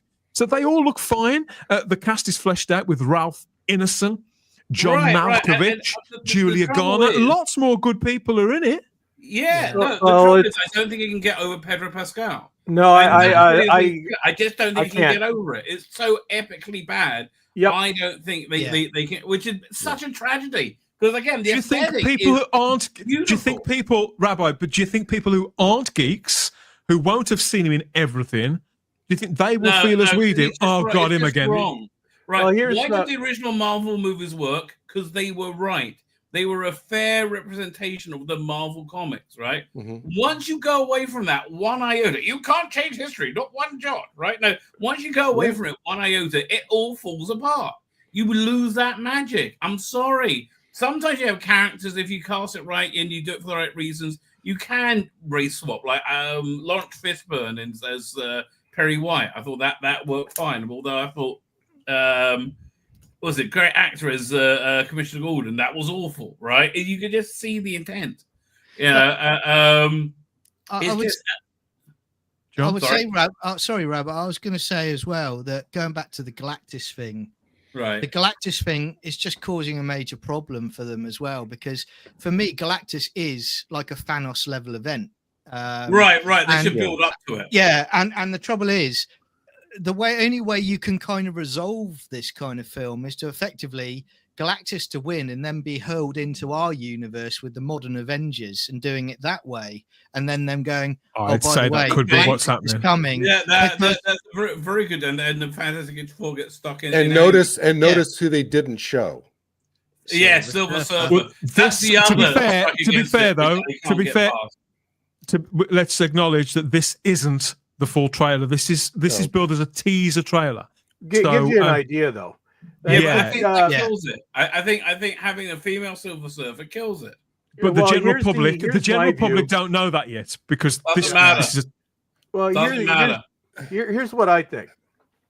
So I'll say something nice. The movie looks nice. I love the 60s aesthetic they're going for. So unlike every other thing Marvel's put out in the last 5 years, this isn't hideous. That's the one good thing. But in terms of what this movie, other than Pedro Pascal, which to me makes it unwatchable, there are other things working against this movie. Now, one, the Fantastic Four in 5 movies has been reboot 4 times. Now, to the general public, that's probably 3 times because most people don't even know that the Roger Corman rights holder movie from '93 even exists. Yeah. Although it may have been the most true representation to date. So there is that. Even though it has been 10 years since Fant 4 Stick, I think that movie was so bad, I don't think people have forgotten it because it's become legendary. So there is that. But also, there's still the superhero fatigue. Superman will say one way or the other, but there's definitely Marvel fatigue. And this is coming up, I believe, after that Captain America disaster, which is going to possibly outflop the Marvels. Yeah. So you're looking at, I think that movie is going to, I'm going to say leave a bad taste in the mouth, but the mouth of Marvel fans has already been pooped in multiple times, but this would only make it worse, amazingly. So I think had this not had Pedro Pascal, had this come out 5 years ago, looking the way it did with this trailer, I think it would have done very well. Yeah. Now, I don't think Marvel's coming back anytime soon because I think for the Marvels, I think for a lot of people was the last nail in the coffin. I don't think people even really associate Deadpool and Wolverine sort of with Marvel because that was more the Fox universe. Yeah. So you're going from the Marvels, then you've got Captain America, which is I think that will be their biggest flop to date, then to this. And what's the release date for this? You said it was July 25th? No, the week 28th. Yes, it's far later, but I think John's on the money with this, with where this is going to go. The premise, the synopsis, just says the Fantastic Four must protect their 1960s-inspired retro-futuristic world from the planet-devouring cosmic being Galactus and his herald. I think that the only way this is going to go is that they're going to lose because this clearly isn't our Earth. This isn't the 616 as they call it in the comics. Yeah, they're going to this world is going to be destroyed. This universe, they're going to end up coming into ours through the negative zone or whatever. Yeah. Galactus is coming, and that'll lead into the next sequence of Avengers movies. That one would imagine. If they came out with this right after Avengers. Whatever the final one was, right? Yeah, they should have gone straight to. They should have gone straight to this, years ago. And you know what? They could have developed this whole universe, this whole alternate universe, which they were about to destroying on Disney Plus. It would have been really interesting on the TV shows as part of WandaVision. Yeah, you could have different takes, so you could have cheaper actors. Essentially, do you know what I would also say as well? This is a classic Marvel movie mistake where they're doing a film and already from looking at it, they're giving themselves too much to do. Yeah. So they're cramming so much into one film because they're focused on tying it. They're focusing on tying it into their universe. So you've got to wrap up in that film. You've got to establish the characters for the audience. You've got to effectively build up to Galactus. You've got to build up Silver Surfer. And then you've got to have Doom turn up at some point because that's linked into the modern MCU. So you've got all of this work to do and cram into that film. So again, you're going to have a very, very thin story arc in that film, in my opinion. The other thing I would just say that does worry me considerably, it's either the director or the writer was involved with Agatha all along. So that for me, that makes me shiver. Because Agatha Harkness, as well as I know the character, she was the Richard's nanny to their Franklin, their son.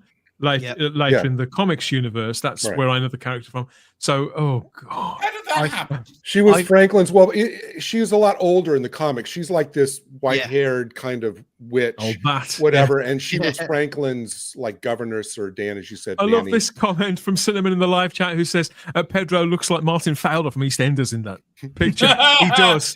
For people overseas, this is the best representation of Ben Grimm I've ever seen on screen. Great. That's perfect. There's lots of it's clobbering times in the live chat here from people watching on YouTube. The one thing, Dan, I wanted to ask you, Dan, about that Galactus shot you've been showing is that, and I don't want to come off as like, too geeky of a fanboy, but if you look at this, purist perspective, proportion-wise, this makes Galactus look maybe about twice as tall as the Statue of Liberty, where he should be about 10 times that. But he can change his size in the comics, though, can't he? In the comic books, I think. Yeah, maybe he's coming down to Earth size. Maybe. I love the comics, and with the exception of Spider-Man, Fantastic Four was the comic that I never missed.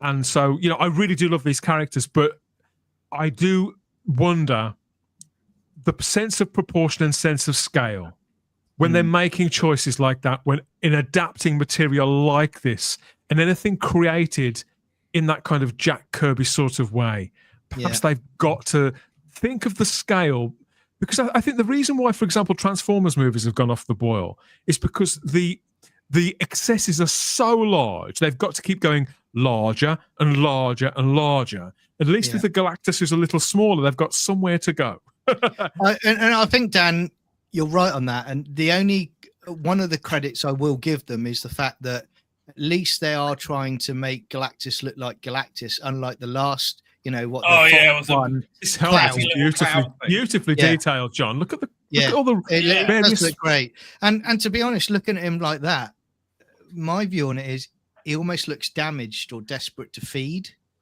because it's not like a bright Galactus, is it? It looks almost like, and again, you will see more when it goes on, but it looks a bit scarred and blackened. So, John, I want to throw a wrench in what you're saying, John. You notice the other thing we don't see in this picture? We don't see Galactus's face. So, what's to prevent them from gender swapping Galactus? Blue hair dropping down. Okay. I'm Can you serious. imagine this reality, right? You have this movie. I think you're right. It's too much going on. If instead, right after the last Avengers movie, in June, you get Fantastic Four Part 1, right, which drops. Then on Disney Plus, you have a Silver Surfer TV show, right? Especially, and then at the end of summer, like Labor Day, you have a Fantastic Four movie Part 2 where they lose, right? And it's like they're somehow sucked Empire into the Strikes Marvel Back, universe. superhero movie style.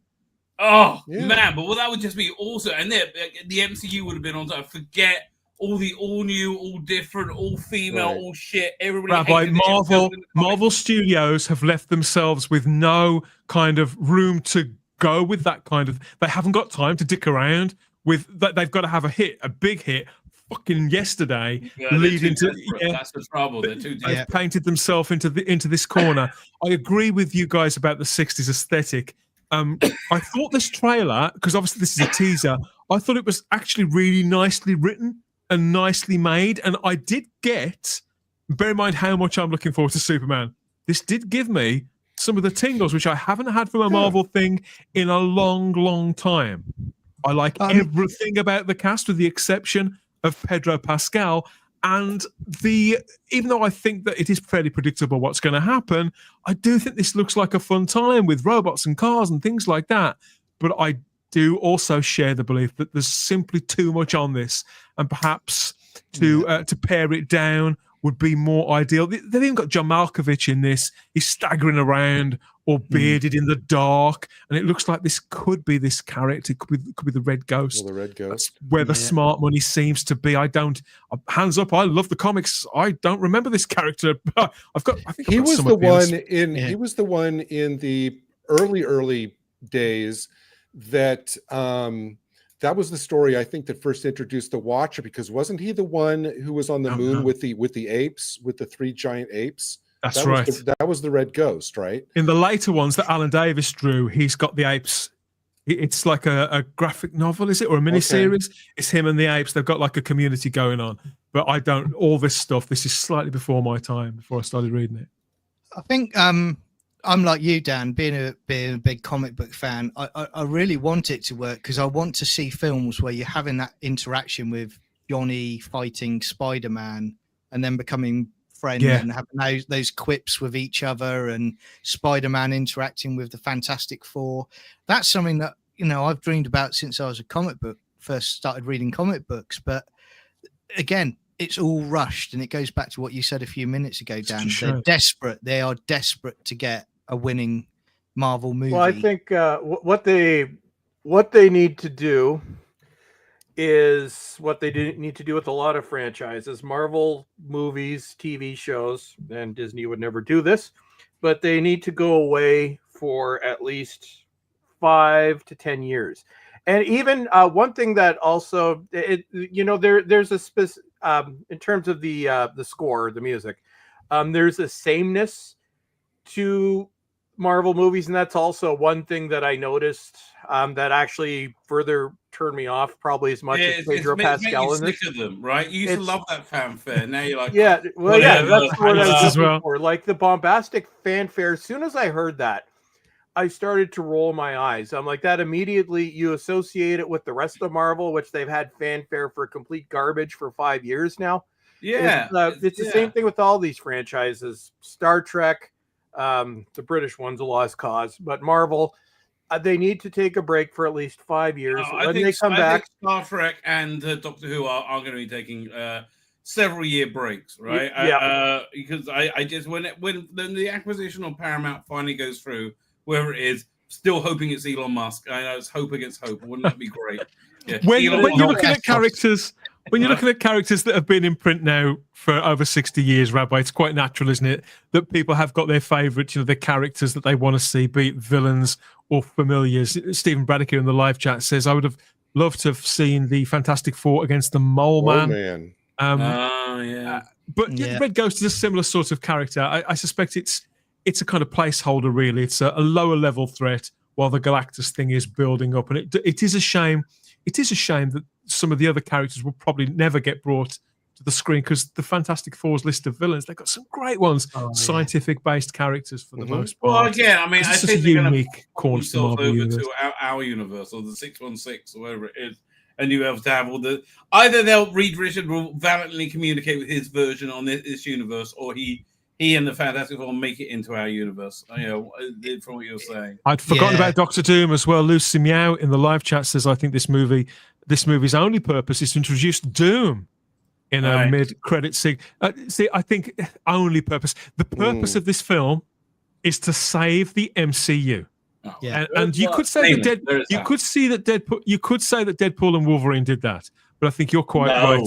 That's viewed as something. That's viewed as something in isolation. People don't view it as the same thing. The job of this movie is to save this entire cinematic universe. And I'd be surprised.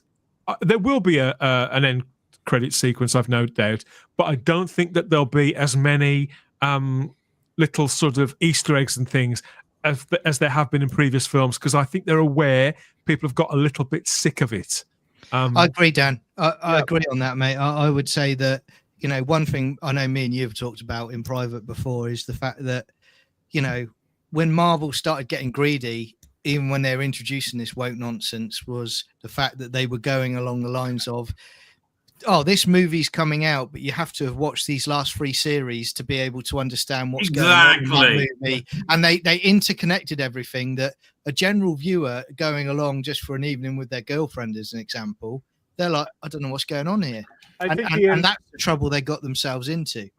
I think the end credit thing kind of died a hard death with I hate it, Henry Cavill Black Adam ending that you'll I never deliberately see. Leave films during the end the end titles. That comment begs the question, why in the world would you introduce the Fantastic Four to the MCU and not have them face Doctor Doom?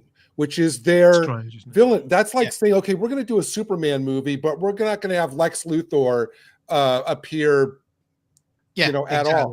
But it's like knowing Gary that they've already cast someone as Doom as well. And then again, what you could do if you're going to tie it into this universe dying, have them face Dr. Doom. You think Dr. Doom got defeated, and then at the end, no, you realize he crossed over too. And keep him going that way. But to have them not face Dr. Doom, which I think is a more, a villain where, you could bring in his past with Reed Richards and all that. That's the way you get to know the Fantastic Four characters. But to put them immediately against Gary, this I'd have menace, started it. I would, for a start, I would never have cast Robert Downey Jr. as Dr. Doom.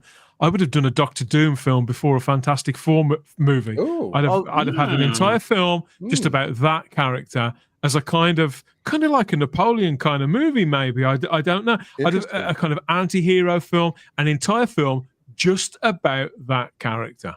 I laughed when I saw the prestige movie would have been great on Disney Plus. Interesting. Like have like a really good director do it and have that on Disney Plus, right? Like exactly like Napoleon on Apple Plus. Such a complicated. There are villains in the Marvel universe I like a lot more than Doctor Doom, and certainly DC characters I like considerably more. But in many respects, I think that Doctor Doom is probably the best villain in all of comics at the big two. Yeah, he's never been done on screen well. And the most he's got the most depth, should we say? And do you know what I mean? We're talking about this film, and you were saying a few minutes ago, Dan, about it. Marvel need it to do well. Well, they never learn their lessons, and I can bet you they've probably given this a really high production budget. Yep. Which is great. Put them into a corner where they're going, we need to hit $1 billion here to make money. Yeah. And it's going to backfire on them because one, I don't think there's many films these days at the moment that will break $1 billion. Not many at all. And I also think the fact that they're not realizing the fact that how badly their brand is damaged by what they've done the last few years. They totally don't realize that. You're 100%. So a modest 150 to $200 million budget. Okay, you could work with that, and they could do something. But they're going to shoot it up, aren't they? And they're going to reshoot. There's no doubts about that. And so no need for it. Yeah. Where do you think their heads are at? Because obviously there's a fortnight in between Superman and Fantastic Four. Are they thinking, okay, we can't really lose because if Superman doesn't do as well as people expect, then we're going to clean up because people are going to come racing back to the MCU. If it does really well and people get their kind of interest in superhero movies reignited, they're going to want something else fast. And fortnight is long enough for everybody to go and see Superman and then go to that. No, I think that's the best bet. You're right. I think my prediction is for Marvel, this is going to have the opposite effect of Superman for DC because James Gunn is doing everything, at least from what I could see so far, the right way. Initially, I was mad. I was one of those that was frustrated that Henry Cavill was being exited, but now I actually see and support the logic behind it. This is a complete break from what's come before. Largely unknowns in terms of the main cast, which is good because a lot of actors, most of them now, come with a lot of baggage. It looks uplifting. It looks fresh. It looks completely different from what's come before with DC.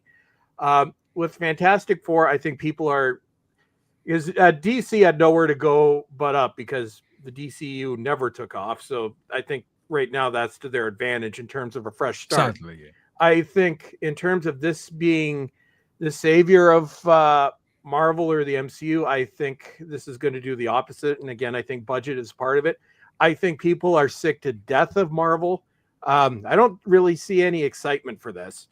No high. And I think the casting is a problem as well because I can't understate how much people are sick of Pedro Pascal because this is somebody who's been pushed on us for several years now as a movie star for the reasons that you would expect.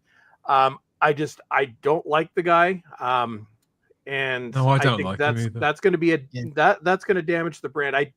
I think hopefully this will be the last nail in the coffin for the MCU. And when they revealed Robert Downey Jr. in Doom, when he took his hood off, I actually laughed out loud. Massive mistake. I'm like, this is the most pathetic move of desperation I've ever seen.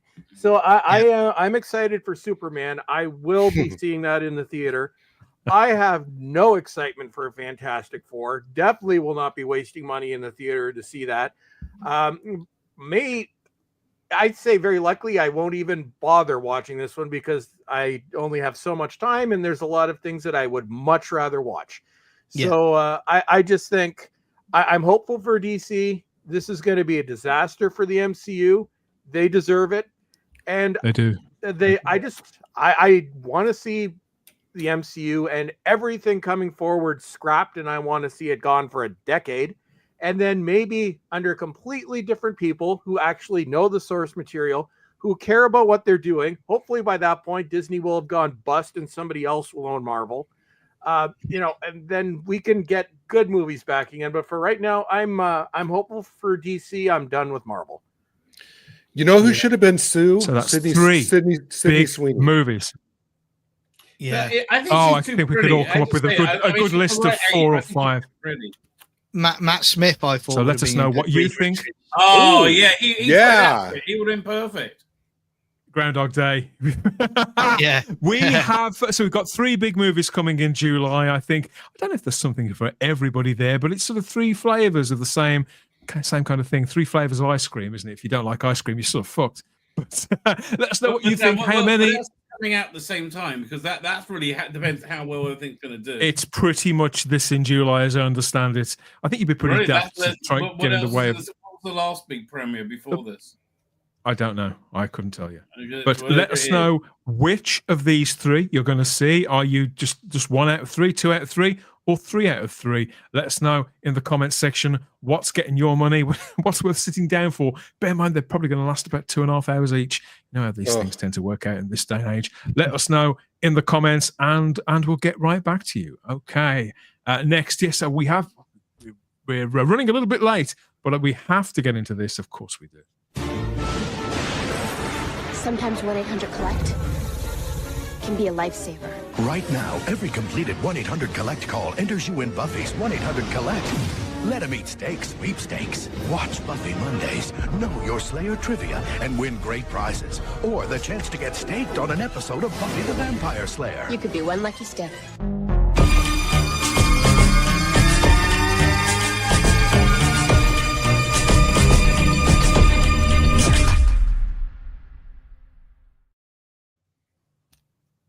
And finally, as they used to say on the TV news, a new series of Buffy the Vampire Slayer could be happening at Hulu with Sarah Michelle Gellar. She seems to be in final stages of negotiations to return as a series regular, if not the actual lead. It's being put together by the brains behind Poker Face, whatever that is, and Dolly Parton is one of the producers. Now, that's really what it says here. Buffy was one of the defining shows of the late 90s, early 2000s, based on a fun film from 1992, which I've got a lot of time for. The series itself started in 1997, ran for 7 seasons, and there were spin-off comics, books, and everything you could possibly imagine. Buffy was a massive cultural phenomena for all Generation X's, I think. I loved it to bits. It's my all-time sort of second favourite series after You Know What. And as excited as I want to be about this is 2025, so I have to admit I'm touching cloth a little bit, Gary. Well, I'll tell you. I mean, I did watch both Buffy and Angel. I was a massive Angel fan. Massive Angel, and I loved that show. I think Buffy had 3 great seasons, which was 2, 3, and 5, and then the others were kind of who was better than 5? 5 was the Glory, the goddess, the Glory, the goddess when they brought. Oh, right. Who was and 6 was Willow Goes Nuts, and 6, 7, and then but I don't know. I mean, I mean, nostalgia-wise, I hope that I don't know if this is a reboot or if it's effectively season 8, It's but a legacy sequel. I wonder whether, I mean, it's no longer really part of the zeitgeist. I kind of wonder if they're going to be able to kind of do it again. No, this is terrible news. I was going to say the real bad thing about it, I didn't mean to talk over you, but all good. The terrible thing is I just made me reevaluate Buffy, and I think it's aged very poorly. Yeah. Right. I have to. I'm scared to kind of go, and I loved it. I was absolutely a Buffy fan, and Angel. I thought Angel was brilliant. But I have a feeling this is aged very, very poorly. It has, unfortunately. I watched it recently, and I loved this show, but I hadn't watched it in, I'd say, at least a decade. So I think it was last year. I'm like, I'm going to start watching Buffy, and then you can. Even though it was a very different time and progressivism in the late 90s, early 2000s did mean something very different. Right. I can't watch this now without seeing where things were going. And I found, you know what? I have to turn this off. I just want my memories of what it was to be intact, because I'm now seeing this from an entirely different light, especially that last season. And it's not good.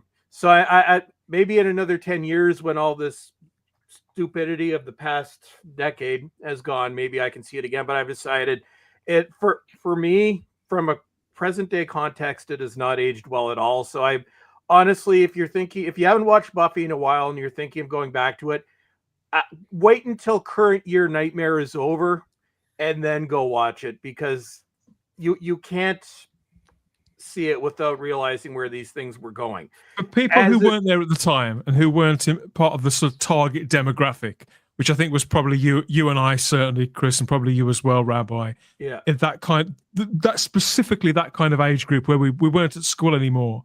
This was huge. It seemed to come out of nowhere for a lot of people, and it became hugely dominant. Hugely dominant. Like follow Joss Whedon. It became hugely dominant in Britain, despite not being particularly well showcased on a mainstream channel. It was, in many respects, it was all about the collecting the videos and things like that. It was the first. It was the first show in Britain. It was the first show in Britain, Rabbi, to really boom off the back of not being on terrestrial TV. The BBC. Next Generation broke this. No. Not in Britain. It didn't. Not in Britain. It didn't. Not. It was Sky. Wait a minute. This was like the mid 90s, right? 96, 97. Late 90s. It was Sky that made Next Gen take off in Britain. Yeah. BBC never pushed it. Never believed in it. Because like when in like 95. 93, 95. That the only way you can watch the current Next Gen is to buy the videos. Yeah, I mean, essentially, at that point, Dan's right. It was Sky that were pushing it, but you also had it with like DS9, where Sky kind of took it on, and it was great, and BBC would pick it up several months later once they knew people liked it. Yeah, exactly. Right. And I mean, I would say with this, I'm like you guys. I'm a massive Buffy and Angel fan. I was at college when Buffy came out, so I was in the, it was the perfect time for me. Came out. But yeah, but this for me is sadly, it's now Buffy's time for the IP people to come and drain it and milk it dry. Exactly. It's the next thing, and it reminds me similar of what they did with X-Files a few years ago. Oh God! It's the same style, but again, I'm not a fan of the person from allegedly what he's done. But you can't do this without Whedon.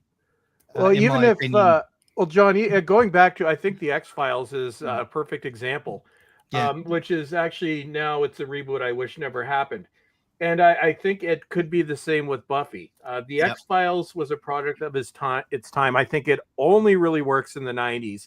And they brought it back in 2016 and 2018. Basically, other than the fact that, the technology is different and the characters are a bit older, they brought it back exactly as it was in the 90s, down to the fact that the score was exactly the same. And that was embarrassing. Yeah, it was awful. It was a strange choice. Now you've mentioned it. It's it just the X-Files does not work in modern day, and of course, had it not been canceled in 2018 because it was starting to go woke. You only imagine had it gotten another season how bad that show could have been. It's the same thing with Buffy. I don't think it works outside of its time frame because, and I'm sure a lot of people don't agree with me on this. This is just I agree with you on that. Something that I had thought, but watching, even though it's I half agree with you. Yeah, I half agree with you because a couple of you have mentioned already. Joss Whedon's voice is so distinctive, and so many people then and even now, took 2 decades on, the fallout, the impact, the ripples from Joss Whedon's way of writing characters, developing genre series like this. We're still feeling it now. It's still present now. That is something which I don't think can be replicated. Yeah, that is something that is something it would be unwise to try and go back to again with anybody else. Exactly. So in some respects, you think, well, that's integral to Buffy. Without that voice, you haven't got that show, because I don't think he stayed with it literally sort of all over every nut and bolt right the way through, but it wasn't far off. He was certainly there intensely at the start and intensely at the end. I think creatively he was all over it. I mean, it was very much his pure creativity. He went off for a little while, didn't he, to set up Angel, and there was another thing he was working on. Right, too. but it was still like focusing. He left it with Jane. He left it with Jane Espenson, whose name I can never pronounce. He left in her Drew Goddard for a couple of seasons, and then he came back.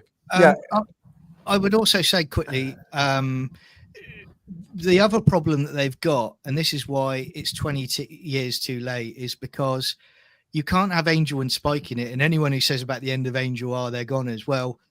There's a comic book that sort of carried that on, which they weren't. You can't have them back because they're meant to be eternal vampires. Now they're 20 years on. They look a heck of a lot older now. So I think all of that is true. Yeah. And as fans of any fictional universe that stands a chance of coming back after 2 decades away, of course, it's natural that we think, well, what about this character and that character and this situation? And if anything, I think if they're to stand a chance of this working at all, that obviously they haven't got Whedon, so they haven't got that voice. There's no point in them trying to replicate it because people will stink. That will smell phony right away. The best thing that they could do with this, the very best case scenario, is to do it like Cobra Kai. So it's kind of got its own flavor, its own voice, and therefore, in time, maybe they will introduce X, Y, or Z character, faction, location. I don't know, but I think the best thing that they could possibly do is simply center on that central character. They've clearly got her, and build something out from her, ideally with maybe something that's a little irreverent, maybe, but to not attempt any Whedonisms. You know what? I have to say I disagree. I think the only way to really go is make it its own show. I agree with you, but that's what I'm saying. But Sarah Michelle Gellar has to be like the mentor figure, the Giles, the watcher. But and there's a new bunch of teenagers. That could be where they're going. It's because there's been a little said about this in recent days. Sarah Michelle Gellar, she has, up until quite recently, there've been murmurs of this before, but nothing tangible because she'd always shot it down in flames. But within about 36 hours, she was all over social media, Instagram in particular, where she publishes pictures of her kids and her family life and stuff, with this really quite long quote, which I'm not going to read out. But it's you might have heard this news this week, but you haven't heard it from me. And then she explains how it's been bubbling away for 3 years, and they've been quite informal conversations she's been having with Gail Berman, who seems to be a sort of mentor and friend, she describes her as, who's introduced her to the creatives involved. We'll come into in a moment. But she finishes by saying, I've always listened to the fans and heard your desire to revisit Buffy and her world, but it was not something I could do unless I was sure we would get it right. And it's been a long process and it's not over yet. I promise you, a celebrity's promise, what's that worth? But you've got to take things at the face value, haven't you? I promise you we will only make this show if we know we can do it right, And I will tell you that we are on the right path there. So Sarah is happy. And she says, I feel so lucky to be on this journey with 4. And then she goes on with the kind of feminist sort of usual Dan, sort of slant. And thanks the fans. This is, and I can tell you exactly what's going on here. This discussion started at exactly around the same time that certain things started coming out about Joss Whedon, like more. There had always been rumors, but more concrete things started to come out. There was 2 waves of that, wasn't there? Initially, he was cancelled around 2018, and he kind of managed to fight his way out from under that. But there was new allegations in 2020, 2021, which shot down his series, The Nevers, didn't it? That steampunk show. Yeah. Well, there was a quote that Sarah Michelle Gellar made around that time, and I can tell you this is not going to be good for this show. Her only response to the Whedon allegations was she did not want to be forever associated with that man, but she was glad to be a part of Buffy. This came out at around these rumors started circulating around the same time. This is coming back to push back against Joss Whedon. It is going to be an absolute nightmare. It's going to be about 10 years too late for this kind of thing as well. We're talking like 2016, 2017 type. I think the time is completely wrong. I think it's either 10 years too late or 10 years too early. I would also say a couple of things, guys. I would say, one, the massive alarm bell, my Star Trek Red Alert sound is going off in my head, is Chloe Zhao, who directed Eternals. Yeah. So that is a massive red flag for me. I've got some information about the creatives coming up in a moment, because I do have a slight update on this. And the other thing I was saying as well is, with Sarah Michelle Gellar coming out with these comments and previous comments she's made about Whedon, this is the classic Patrick Stewart Picard season 1 comment about we can do it. It's going to be brilliant. We're going to respect it. You were an actor on the show. Regardless of whether you get an executive producer title, you do not have the writing talent to make this brilliant. You act. Therefore, you are never going to get it to the level that Whedon could get it. Whether you like Whedon or whether you hate Whedon, Whedon was a talented person who managed to make a very successful series, and it's not going to be anywhere near as good. It's Disney all over it again, unfortunately. And people have tried to match Whedon's dialogue writing technique, because it is so unique. And whether we know he's not a very good person, if things are to be believed, but when it comes to writing dialogue, just his brain seems to work differently. Nobody has ever been able to match that, and that's really what it was, the dialogue more than anything else that makes that original Buffy series. But this is going to be Picard without Picard season 3. This is going to just Buffy. The problem, of course, with the initial incarnation of Picard is it was written and directed by no marks, complete talentless vacuums who were latching on to a character, a legendary sort of legacy of stories and creatives and characters. We'll come to that in a moment, but I've got this slight update here from Sarah Michelle Gellar. This was just yesterday on the red carpet. There's a brand new video response. Finally, of course, Buffy. What does it mean to you? It's so incredibly overwhelming, the outpouring that I've seen over the last week. And while the announcement itself might have been a little premature because we're still getting it all together, I've heard the fans and they've been asking, and I've always said I wouldn't do it until there one day was an idea that I thought, oh, we could actually do this. Like that's the way to do it. So, and Chloe Zhao, I mean, just to be with one of the only women to ever win the best Academy Award for directing, like that's really incredible. Like it's all kind of like pinch me dream come true stuff. Disaster, absolute disaster. This is Sarah Michelle Gellar, still a very attractive woman. I think a devoted mother and wife and all that jazz. Seems like a perfectly nice person. She said some unbelievable things on social media over the years because she's sort of strayed into that influencer territory for a little while. And you know what? That's very exposing of these actors and actresses. And you see that a lot of them are as thick as 2 short planks. In recent years, she's managed to find a way back into quality productions, I think. Some shows that have done better than others. Most recently, I think she's in the Dexter show. Is it Original Sin? Is that the prequel one or is it the sequel one? I don't know. But she's back in those sort of higher profile shows.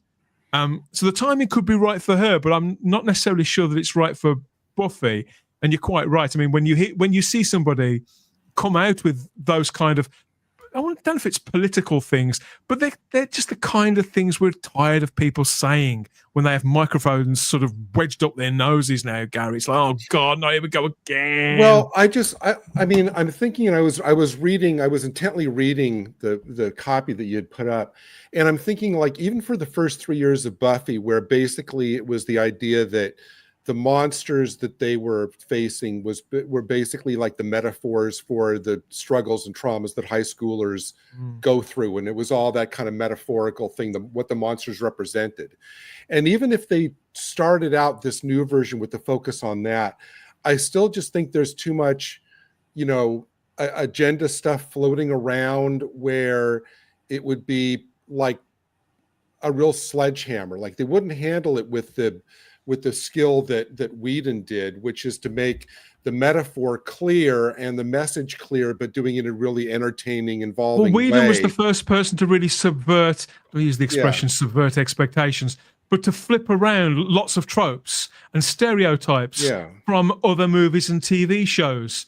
And it happens right from the very beginning of episode 1. I think Darla is the first character that we see, and she's like the screaming, helpless, pretty blonde. And then she turns out she's like the savage creature. That's the pre-credits. The subversion starts. The subversion starts right away. And so you think, well, if you're going to go back into this world, you can't replicate Whedon's voice. I think it'd be foolish to try. Yeah. But the subversion, if you haven't got the one thing, you have to have the other. And so, how do you subvert a subversion? I don't think they're going to have the balls to do that. And I think the idea that this, and I've seen articles commenting on this all week as well, and they all go along similar lines as this has to be an all-female creative team. This has to, and it's all women empowerment, feminism, blah blah blah blah blah blah blah. They need to have blokes on this show, otherwise it will be fucking shit. Exactly. That's simple. Yep. A couple of things as well, right? There was, I think it was last year or the year before, they did an audio play. Where they brought this universe back, and it bombed spectacularly. I remember that. It really did badly. Yeah, nobody was interested in it at all. It was audible, right? It had a bunch of the original cast. Exactly. There it is. John, every time I booted up an app on my smartphone, I got a trailer play for that. Now, bear in mind what I've said, that this is my... You know how much I love Doctor Who. Buffy the Vampire Slayer is not that far behind. Yeah, it's great. The trailer for this audio, and I love audio drama as well, but the trailer for that audio drama was so fucking irritating. Yeah. I have never gone anywhere near it. Who is that character in the middle? It's meant to be Cordelia. No, that's Cordelia. And then sorry. Slayer. Yeah. Okay. Do you know what? Do you know what the irony is of this with the Angel and Buffy universe potentially coming back? Is actually being produced by Wolfram and Hart, So, oh, there you go. But I'm pumped. Very good. Really funny. With that in universe, that would be brilliant. Dan, do you know? Are they leaning towards this being a reboot or a continuation? Well, that's this. This is the thing with it. The idea is that it's a continuation. Yeah, and as I said, if they haven't got the one thing, they've kind of got to have the other. If there's not going to be some sort of subversion involved, and I do wonder, have they got the balls, no pun intended, to do that when we're talking about a creative team, which at the moment, the only names that we've seen, the only faces that we've seen are women, and I don't want to be too hard on them. You have to remember, a subversive tone in 2025 is being anti-woke, right? That's being like incredibly hip and subversive. Right, it's swinging against that. I don't know. Listen, exactly. I don't think they're going to have the guts. No. I don't think they're going to have the guts to do that and to be anti-woke in any way. I mean, I'm looking at here obviously Sarah Michelle Gellar. I still think she's a very attractive woman. Yeah. She brings with her. So this is Chloe Zhao. and Nora and Leela Zuckerman. Chloe Zhao is 42, a Chinese-born filmmaker, it says here, mostly known for independent films. Twice she's won a couple of Oscars. Darling of the Sundance Film Festival, all that kind of thing. But of course, this took her to Marvel Studios when they were going through their phase of bringing in people from the indie scene. And as John mentioned earlier on, she directed the Eternals, which was meant to be the epic. That was the film when they should have been making the Fantastic Four. They made the Eternals instead. The film had zero impact. Anybody I know who went to see it at the cinema fell asleep. No, really, I'm not exaggerating. So that's not a good sign. Oh, come on now, Dan. The actor for Eternals at the time, he said that film would save lives. Richard Madden. Let's remember that. Good God. So, okay, she's only down at the moment as director. She's in the conversation. The lead creatives seem to be Nora and Leela Zuckerman. They're two sisters on the right there. And they're sisters. I thought they were lovers. Don't they look like lovers?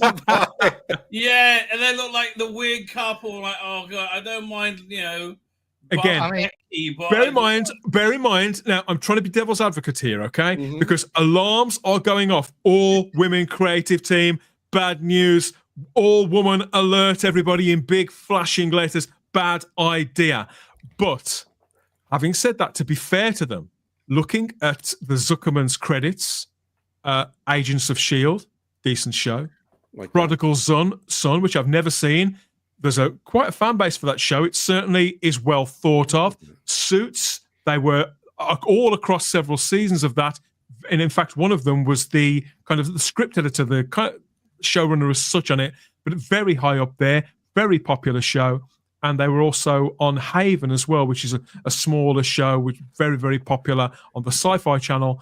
And most recently, they were behind Poker Face with Natasha Lyonne. That's good. Which did the Peacock show that did really well, which I understand, Gary, is a sort of modern day. They wanted to make a Columbo-style show, didn't they? And this series is really popular. And I've always meant to watch it. So I'm thinking, okay, I don't want to be a sexist about this. If it was two geezers and they got this track record, I probably would be feeling a bit more upbeat about this. Either that, or they're trying to make up for their time on Suits, which was not exactly a feminist show, which would go into Sarah Michelle Gellar. I'm almost certainly trying. My thinking that her plan is to undo Whedon. It depends on their motivations. Are they going against what they've done before, or I want to make it clear. I'm not saying this will make it all right, but I do consider part of my role to be trying to sort of to keep level-headed about it. Well, we get it. These aren't bad credits at all, guys. No, and I think for me is how many of these shows, because I don't know, how many of these shows are Disney products, IPs? None. Even Agents of S.H.I.E.L.D. wasn't a Disney show. That speaks volumes for me. Anything that's got Disney plastered on it is a massive, big red alarm bell. And sadly, with Chloe Zhao directing and being involved in producing it, it's not going to be good. And as I said earlier, you're lacking the voice of Whedon, so it's just not going to work. I think the most we can hope from Chloe Zhao is would an indie sensibility be that bad? Because the original competence is all you can really hope for. I mean, also, look, you remember the show Barry, right? Where it really showed you how these superhero that kind of thing. That's what I'm thinking of. Yeah. Well, like how limited the control the director has and what they do. It's mainly the special effects people, right? And it's like they had no control really. That's how I imagine it is with her. With this, it's not like it's her creative voice that you're going to see. This is all like just technical. Somebody stand there and say action and cut, right? Yeah, doesn't really have much choice about anything else. Everything else is decided by corporate. Yeah, so God bless her. Let her make money, but it's not like I don't, because I've never seen any of her things. I mean, again, they're all. She's done recent Marvel stuff, hasn't she? Yeah, I mean, no one's seen the Eternals. No one's going to sit through that. The trailer was bad enough. Oh, I saw it. It was. I did as well. I'm just not sure where they're going to go because didn't Buffy end with every girl in the world becoming a Slayer? Yep. So I'm not really sure where do you go. No, then I thought that was from just for a moment, wasn't it? No, it carried on in Angel because they came back to find another Slayer in Angel. A lot can happen in 2.5 decades.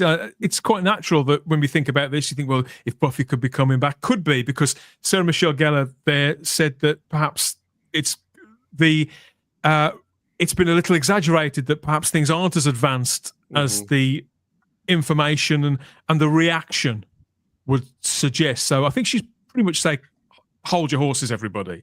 Roughly translated is the money isn't quite right yet. Come back to me when it is. That's, I'm sure, is what's going on. Yeah. Right. Late 2026. Early Deadline, 2027. who broke this article, broke this story, I should say, Gary. They also seem to think that other cast members may return. People like Nicholas Brendan and Seth Green, Charisma Carpenter, Well, Nicholas Anthony Brendan will be Stewart coming back. Head, all these people. Still returning. But I also see like an aged David Boreanaz and what is his name, Spike, returning as well. Like, they can have them aged. It doesn't matter. Just it's not a problem. Have them resurrect them, right? It's a fantasy. They're aged Exactly. years. It's a fantasy show. You can get around it. It's not important how they get around it. They turned him into a puppet in one episode. Do you remember? Yeah, that's great. Smile time. Smile time. Which does bring me to the what I started the show with, talking about my children. So it's my son Luke.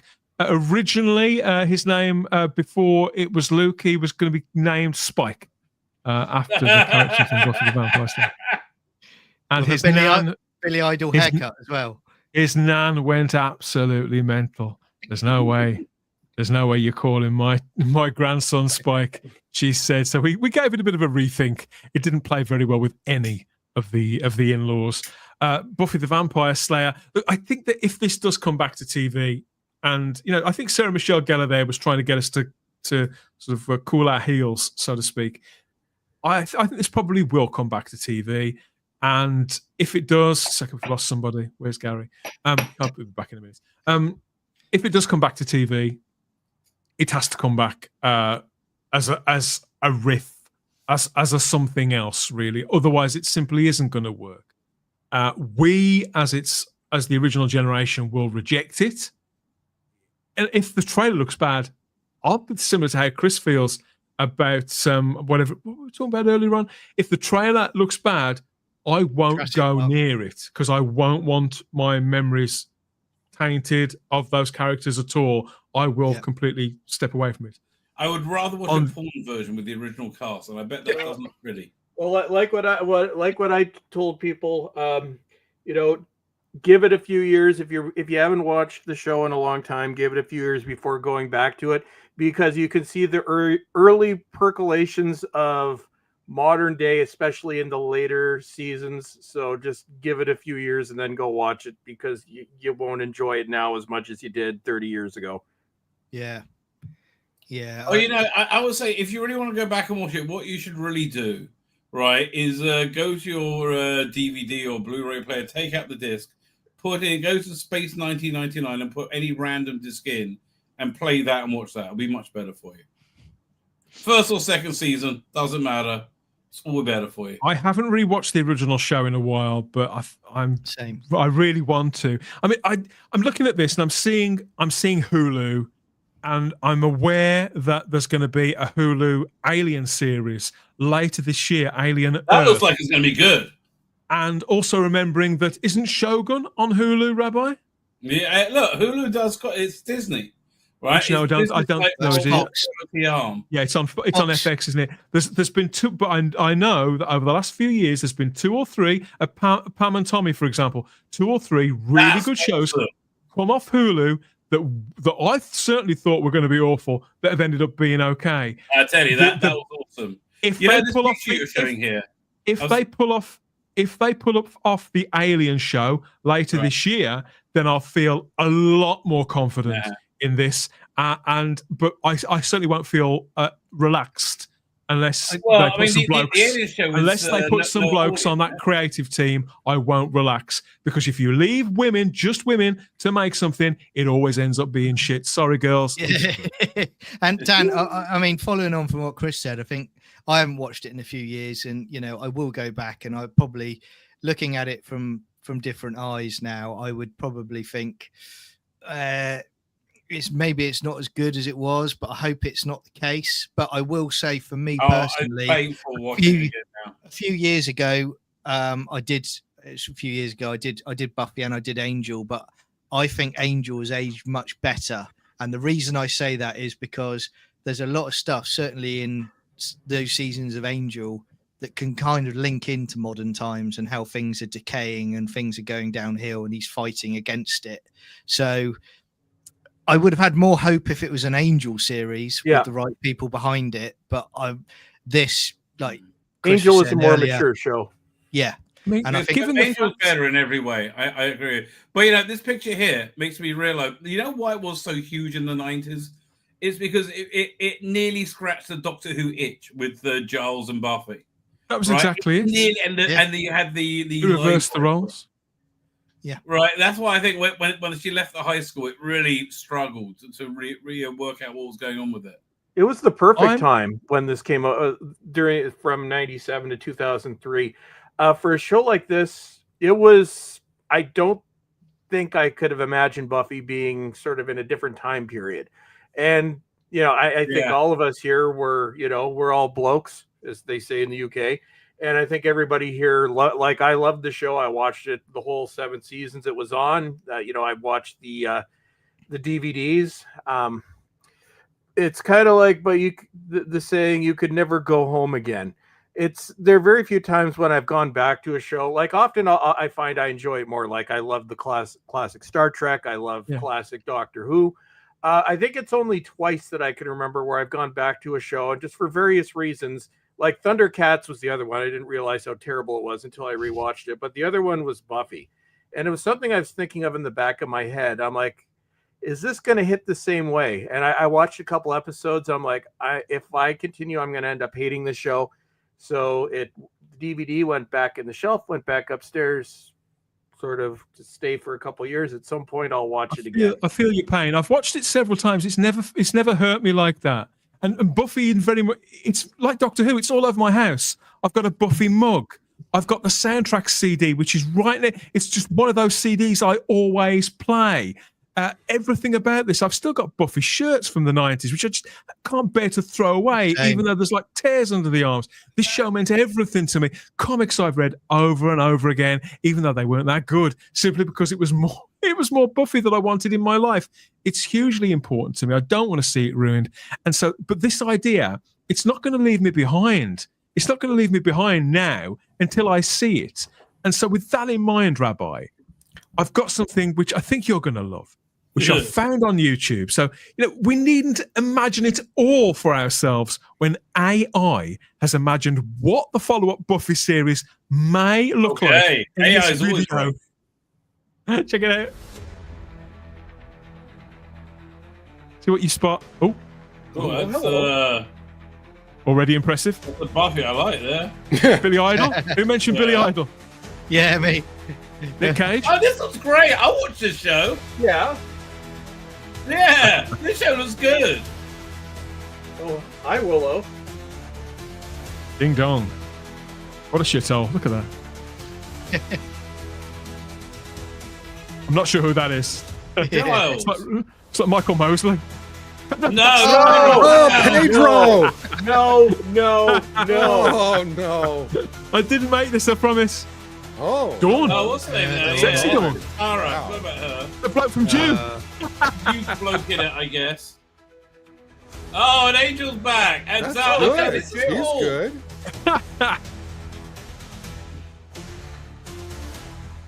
Okay, it's not going to be this Peaky good. Blinder. Okay? It's not going to be this good. Forget it. Oh, Blade. Lots of Ali's in it. Okay, cool. More tits. Uh-huh. Outside toilet.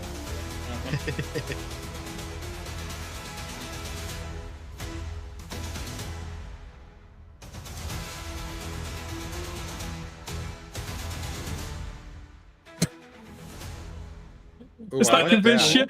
Has that convinced you guys? That's cool. I'm convinced they should make it with AI. Is what could just convince me. It will not. It will not be like that, unfortunately, unless they No, it won't be that all good. those male characters.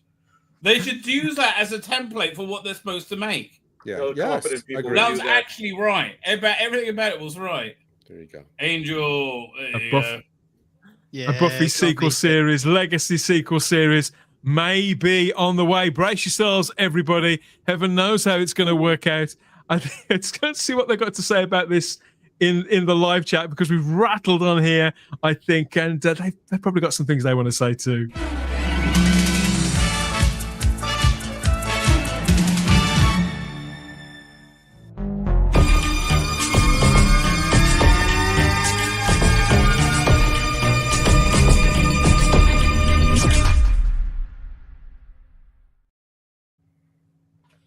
I think you can tell we all feel pretty passionately about Buffy the Vampire Slayer one way or the other. Colin Archer says it could be Buffy the Me Too years. I think we missed that. She owes her career to Joss Whedon, says Matthew Pedder. Certainly does. Absolutely. As do a lot of people. But Joss Whedon lives a very small life compared to the one that he used to have. I think he's still... how can I put this? Persona non gratis. I think he's in a Bridge 4 with Neil Gaiman.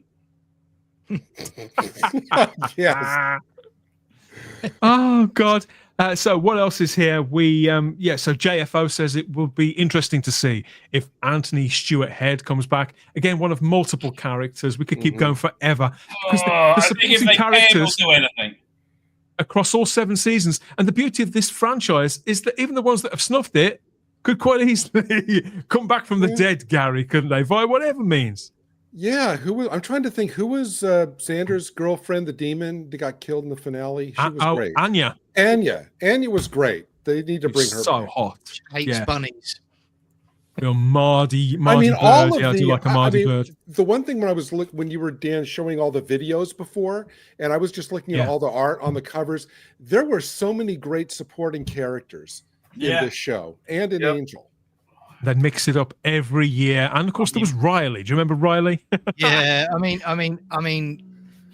Angel the again. Initiative.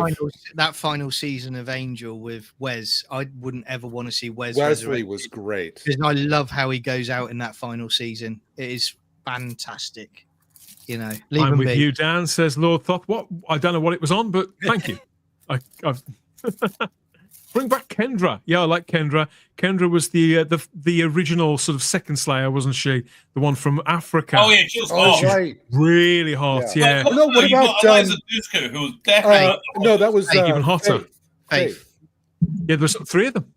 Faith. Yeah. I mean, Eliza Dushku. I mean, I had a massive thing for Sarah Michelle Gellar, but the dark-haired girls, I prefer dark hair to blonde. So Faith was my absolute favorite. Lucy Meow says, for a continuation, it needs to have a different title. I would sort of agree.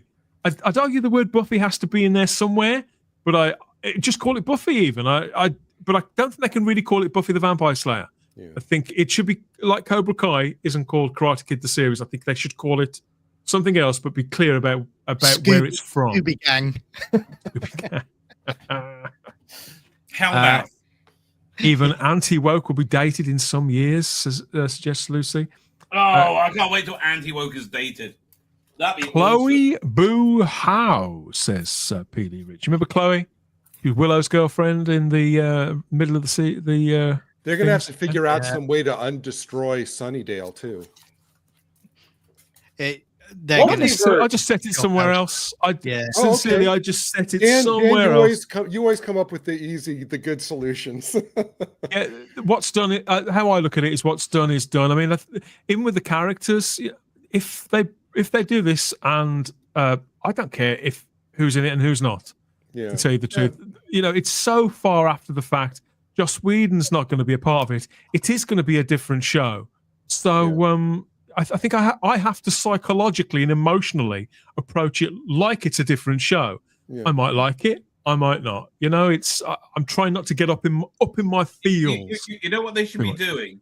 You should be like kind of like a reboot where it's like there's a Hellmouth and a new Slayer and being brought in, but then you have Buffy climb out the Hellmouth and it's sorry, Rabbi. No, go ahead. I was going to say no, I wouldn't do that. You know what I would do? What would you do? If I was a writer for this new series, I'd be basically going, right, Buffy and the Slayers, they're up against Wolfram and Hart because they're not defeated at the end of Angel. They're still around. So yeah, but that's too much lore. I don't think they will go for that. I think you can get around it, but Disney are not going to do it about an evil corporate company. I know. No, I think things have to be smallish. PD Rich reminds us that credits don't say it all in this day and age. I don't think credits have ever said it all. I think they're one of several sort of factors that you can sort of throw in the mix to get to try and work out some idea about whether we're going to enjoy something or not. Whether your sensibilities align with creatives, it's never the full story because there always tends to be other cooks in the kitchen. But no, I do take your point. It's probably a good idea to not announce things if you're not 100%. To be fair to SMG, she didn't. A deadline broke it and kind of put her on the spot. And she made that statement, I think, because they'd got too many names, I suppose. And Sarah Michelle Gellar, in the absence of Joss Whedon, is the kind of figurehead for the franchise, I suppose. So, yeah, hey, maybe Dan, how about calling it Slayers? Yeah, that's better. I think because it's the title. I think because it's the title of that podcast everybody ignored. Oh, okay. Sorry, I didn't watch. I think they're sort of fooked. Matthew Pounder is one of many people who's clamoring for a proper remaster of the original series. I would love that, Matthew. Additionally, I mean, Matthew Pounder is blackpilled on every topic that we cover, and so God bless you, Matthew. I'm happy. I'd like both. I think it's okay to want both. It's fine, but as always, you do you. No, those remasters are an absolute disgrace. There's boom mics in them and everything, isn't there? From what I understand. Well, it's they were the widescreens. They cropped a 4:3 image to make it 16:9. Ooh, that's nice. Oh, yeah. Not a wise idea. You can use AI to do it out now instead. The best villain buff that series ever had was the mayor in the season 3. Yeah. He was I agree. There were some fantastic villains. Pedro's everywhere, says Lucy. Yeah. Cinnamon Toast Crunch has never seen Buffy, John, but that looked cool. I mean, for somebody like Cinnamon, who's in his early 20s, so this show would have just been coming off air sort of when he was in his nappies or whatever. Yeah, 2003. 20 years ago. Maybe his generation would look at it differently without the baggage and things like that. I don't know.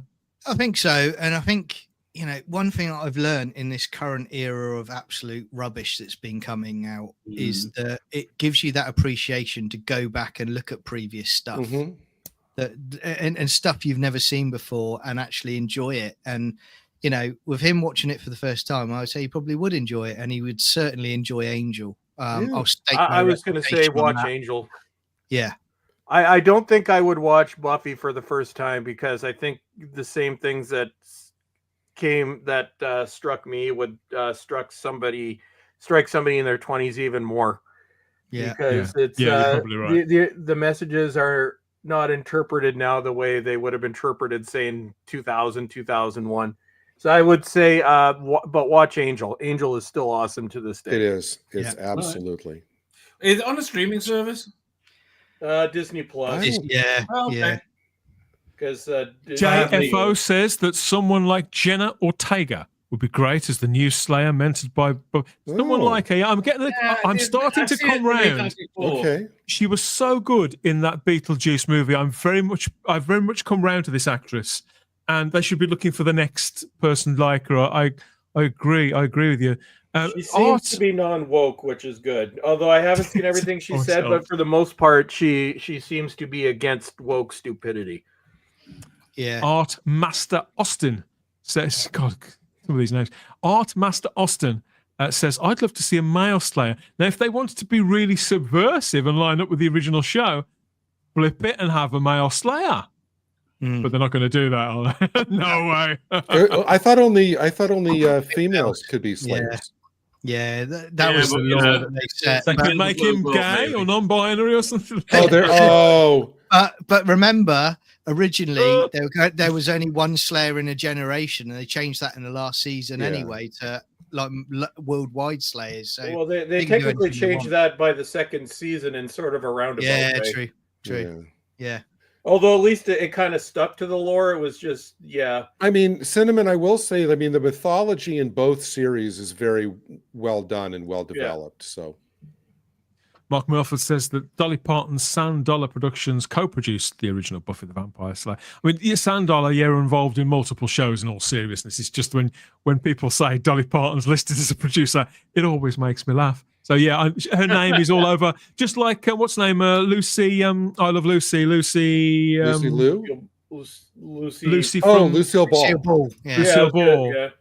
She was all over multiple shows, including the one. But she was all over multiple shows in the 60s. Yeah. Yes, Lucille Ball technically owns Star Trek. Jenna's too old. Jenna is too old. Wednesday. Not exactly.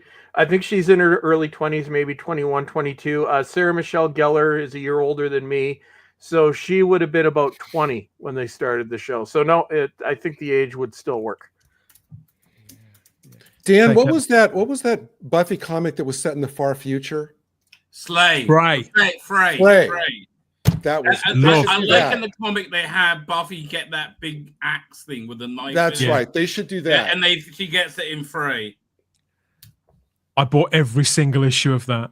That was good. Look, it was a real creative. That was good. I like that one. You can still get them. There's trade paperbacks of them, unless Joss Whedon's comic stuff's been cancelled, because I think he wrote most issues of that. Yeah. 8 issues Joss or Whedon's so. been so cancelled. Massive. Apparently he lives a very simple life now. He's married to a world-renowned painter. And so he lives with her in quite a big house, to be fair, but it's like this big old wooden house in the woods. He's got quite a bit of money. I mean, like, how many Avengers movies did he make? He's got to have a good 20 million portfolio, minimally. Do you guys think, we're talking about Whedon now, do you think that Hollywood is going to get to the point where they keep getting loss after loss after loss over the next few years due to bad writers and directors, and they start calling on some of these previous people and going, possibly everything's forgiven, come back now, it's all okay? I wouldn't be surprised. I don't think they're going to make it. I think there's going to be a new central production that's going to develop somewhere in the next 10 years. Yeah. Well, that's what happened. That's what happened with the ones they criminalized as communists in the 50s, wasn't it? Eventually, Trumbo and all those writers, they ended up writing under pseudonyms and eventually let back into the mainstream and awarded their Oscars, some of them after their deaths, posthumous Oscars for work that they'd done under assumed names. So I don't know. I think it's possible the same thing could happen with some of the cancellations through the wokeism. Well, the Rick and Morty guy, that should never have happened, and destroyed Rick and Morty. I love that, and it was just like it was unwatchable now. Several of them should never have happened. There's lots of questions in the live chat. Some people are more on board for this than others. Mark Milford says, could this be about Buffy's daughter? It could be about any one of a number of things. I think there's a lot of possibilities with this. What I'm nervous about is the idea that this has to be only women involved. I think it's a. If you were to say that something could only involve men creatively in this day and age, it'd be a massive resistance to it, and probably rightly so. Why is it okay the other way around? The right people only should be on this project. Exactly. It'd be ridiculous. Get the right people on this show, and I don't know. I think it could work. I never thought Cobra Kai would work, and it's been my favorite show of the last 10 years. So it's possible that they could do something with this. I've still got a crush on Sarah Michelle Gellar. I still love this show. I'm going to be keeping one eye on this, John. It's one of those things, it may not even happen this time. It may not even happen. So I refuse to lose any sleep over it. Yeah. But I think it's such a big show, and the two shows and all the extraneous stuff too were so massively culturally significant. And it's quite right that we have the extended conversation that we had on this edition of the show around it. I appreciate the rabbi has stayed with us, even though he is flagging. So that does wrap it up. Wrap it up for this time, everybody. Thank you so much for the comments, for listening to us ramble on and indulging the silly AI trailer there. Let us know what you think in the comments. The return of Buffy the Vampire Slayer, maybe eventually, with Sarah Michelle Gellar and whoever else. Who do you think is indispensable to come back with her? And do you think no Joss Whedon, no Buffy? Is it that simple? Let us know. Did you grow up with Buffy the Vampire Slayer, or did you used to watch it at tea time, maybe with a tray over your lap? Nothing on the tray, just in case you might. You never know.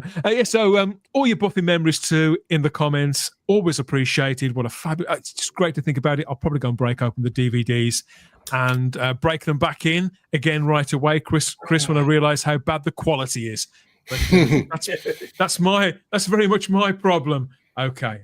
Let's talk about dirty movies. Got any dirty videos? Bet you haven't seen this. The Scotch Video Head Cleaner.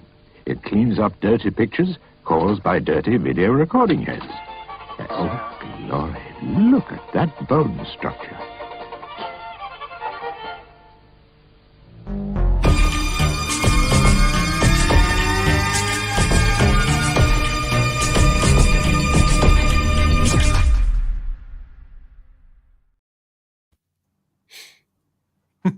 Yes, that's another Spacebook Live wrapped up. Covered a lot of ground on this edition of the show. Looked at a lot of screens. Anybody got a headache? I don't have a headache. Just need to crawl into bed.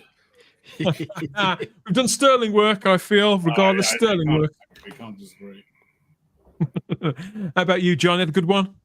Yeah, it's a great show. Really great show. A lot of good stuff talked about tonight. So cheers, guys. Another cracker. Pass the cigars round. Yes, thank you, everybody. We've had some great comments too there across Rumble and on YouTube as well, as always. And we're keen to know how you're going to spend the rest of your weekend. What are you going to watch? Anybody out there tempted to give Buffy a try, for example, or are you on a superhero kick? Do you think that the summer with Superman and Fantastic Four could bring about a revival in the fortunes of the superhero movie? Let us know there on YouTube and Rumble. We're all ears, as always. Yes. What else? More comments coming in thick and fast. That's what we like to see. Thank you for a great show, everyone, says Stephen Braddock. Thank you for being here, Stephen. And we've got your channel. That's your channel there in the live chat. Yeah, I recognize anywhere. Thank you for all the links. Thank you for all the modding, everybody. Blue Movies, says Cinnamon Toast Crunch. Yes, and well done, Rabbi, for making it through too. I can't disagree with you. When you're right, you're right, baby. If you can't get enough of this show, and why you can catch up on previous editions here in the playlist. This is I think we've done 20 or so since we've been back. So the show's sort of been evolving as it's been going along. Very happy with how it's shaping up so far. And it's as much down to you guys there in the live chat on YouTube and Rumble as it is to us and the conversations that we're having. It's all one conversation. That's how we look at it. So hit the playlist and get some of the shows that you may have missed, including our extraordinary review of Section 31 from, was it 2 weeks ago, Chris? I can still taste that review. It was 2 weeks ago. Good Lord. That's one for the annals. Yeah. We all took one. Anal was the right word. We all took one for the team that night, didn't we? Yes. John, thank you very much. The links to your channel to Pop. Yeah, thanks, PD Rich, for putting it in the chat. She's in the live chat. Yeah, so tell them about your channel. Tell them about your channel, John. So it's called Sci-Fi Chronicles on YouTube, and it's reviewing Doctor Who episodes from 1963 to current day, and doing movie reviews as well. And coming up in the next week, we've actually got the first Planet of the Apes. Love it. And looking forward to it. So that's going to be a blast. And thanks, Dan. My mind went completely blank then. I tried to cover it up, but I broke your brain there, didn't I? Thanks for coming on, John. I don't know what happened. Oh God, yes. So get some more of that. Sci-Fi Chronicles, Planet of the Apes, Enter the Dragon, all manner of things there. Indiana Gary, Jones. Thank you again for your company, mate. It's always great to be on with you. It's always such a treat. I'm actually going to be heading down to the theater right after this to battle the line to get my advance ticket for Captain America. Oh, he's got his Captain's Falcon outfit ready to go. Yes, sure. Is that out already, or does it come out next week? When is that? Next Friday. Man, that's gonna tank hard. Yeah. Wherever you lay that turd, it's gonna stink. Oh boy! I'll see on Disney Plus next month. Chris, the mighty Bolstrek, the man of 1,000 hit pieces. Thank you again for your company, your fabulous PSA, and the bucket story as well. Oh yes, it's the high point of my year so far. Oh yes, and hashtag justice for Frank. We're trying to orchestrate a breakout, but things are getting desperate. He's not looking. He looks like he's been with ICE detainees for 3 weeks now. Tell him to get also refugee status. Is there a Indiegogo for him, or a justgive.com or one of those things? Nobody wanted to donate to poor Frank. And no, he's not. They threw him in with ICE detainees because they wanted to be mean, but he did very bad things. Even the ICE detainees are like, "What the hell, Frank?" And USAID aren't helping him anymore either. No, he did very bad things. Brilliant. He did very, very bad things. Everybody, thank you again. Chris, Rabbi, thanks for staying up, mate. The link to your channel is also in the live chat, as well as Bolstrek, of course. It's all there, basically. Thank you to the mods. We've got Lord Thoth and others are kicking around. I think PD Rich and Vanessa and anyone else who's there. Thank you so much to all our moderators. People have volunteered for this. Some people are involved in the other channel on the Type 40 Doctor Who stuff, so thank you, everybody. Rabbi is a champion, says Cinnamon Toast Crunch. There you go. Absolutely. But what? I pray to her, but never mind. Don't look into what I'm a champion of. You know, my son said he was debating about something today, so maybe I can help you because I am a master debater. There you go. It's an old one, but it's a good one. It's an old one. Still works. Still works.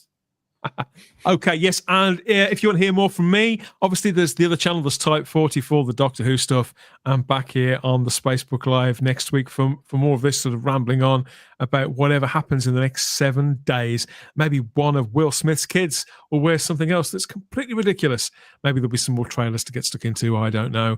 It could be they'll try and revive another fantastic movie or TV show from our dim and distant past for us to vent our spleen over for half an hour. Or maybe there'll be some jaw-dropping announcement of an amazing new project that's something completely different, that's not based on something that we've had over and over again. Now, that really would be the stuff of absolute fantasy, wouldn't it, John? That's an outsider, but you never know. So let us know what you're up to in the comments section, but that's it. We're off. We're away. We'll see you next time. Speak soon. Bye-bye, everybody. See ya. Bye-bye.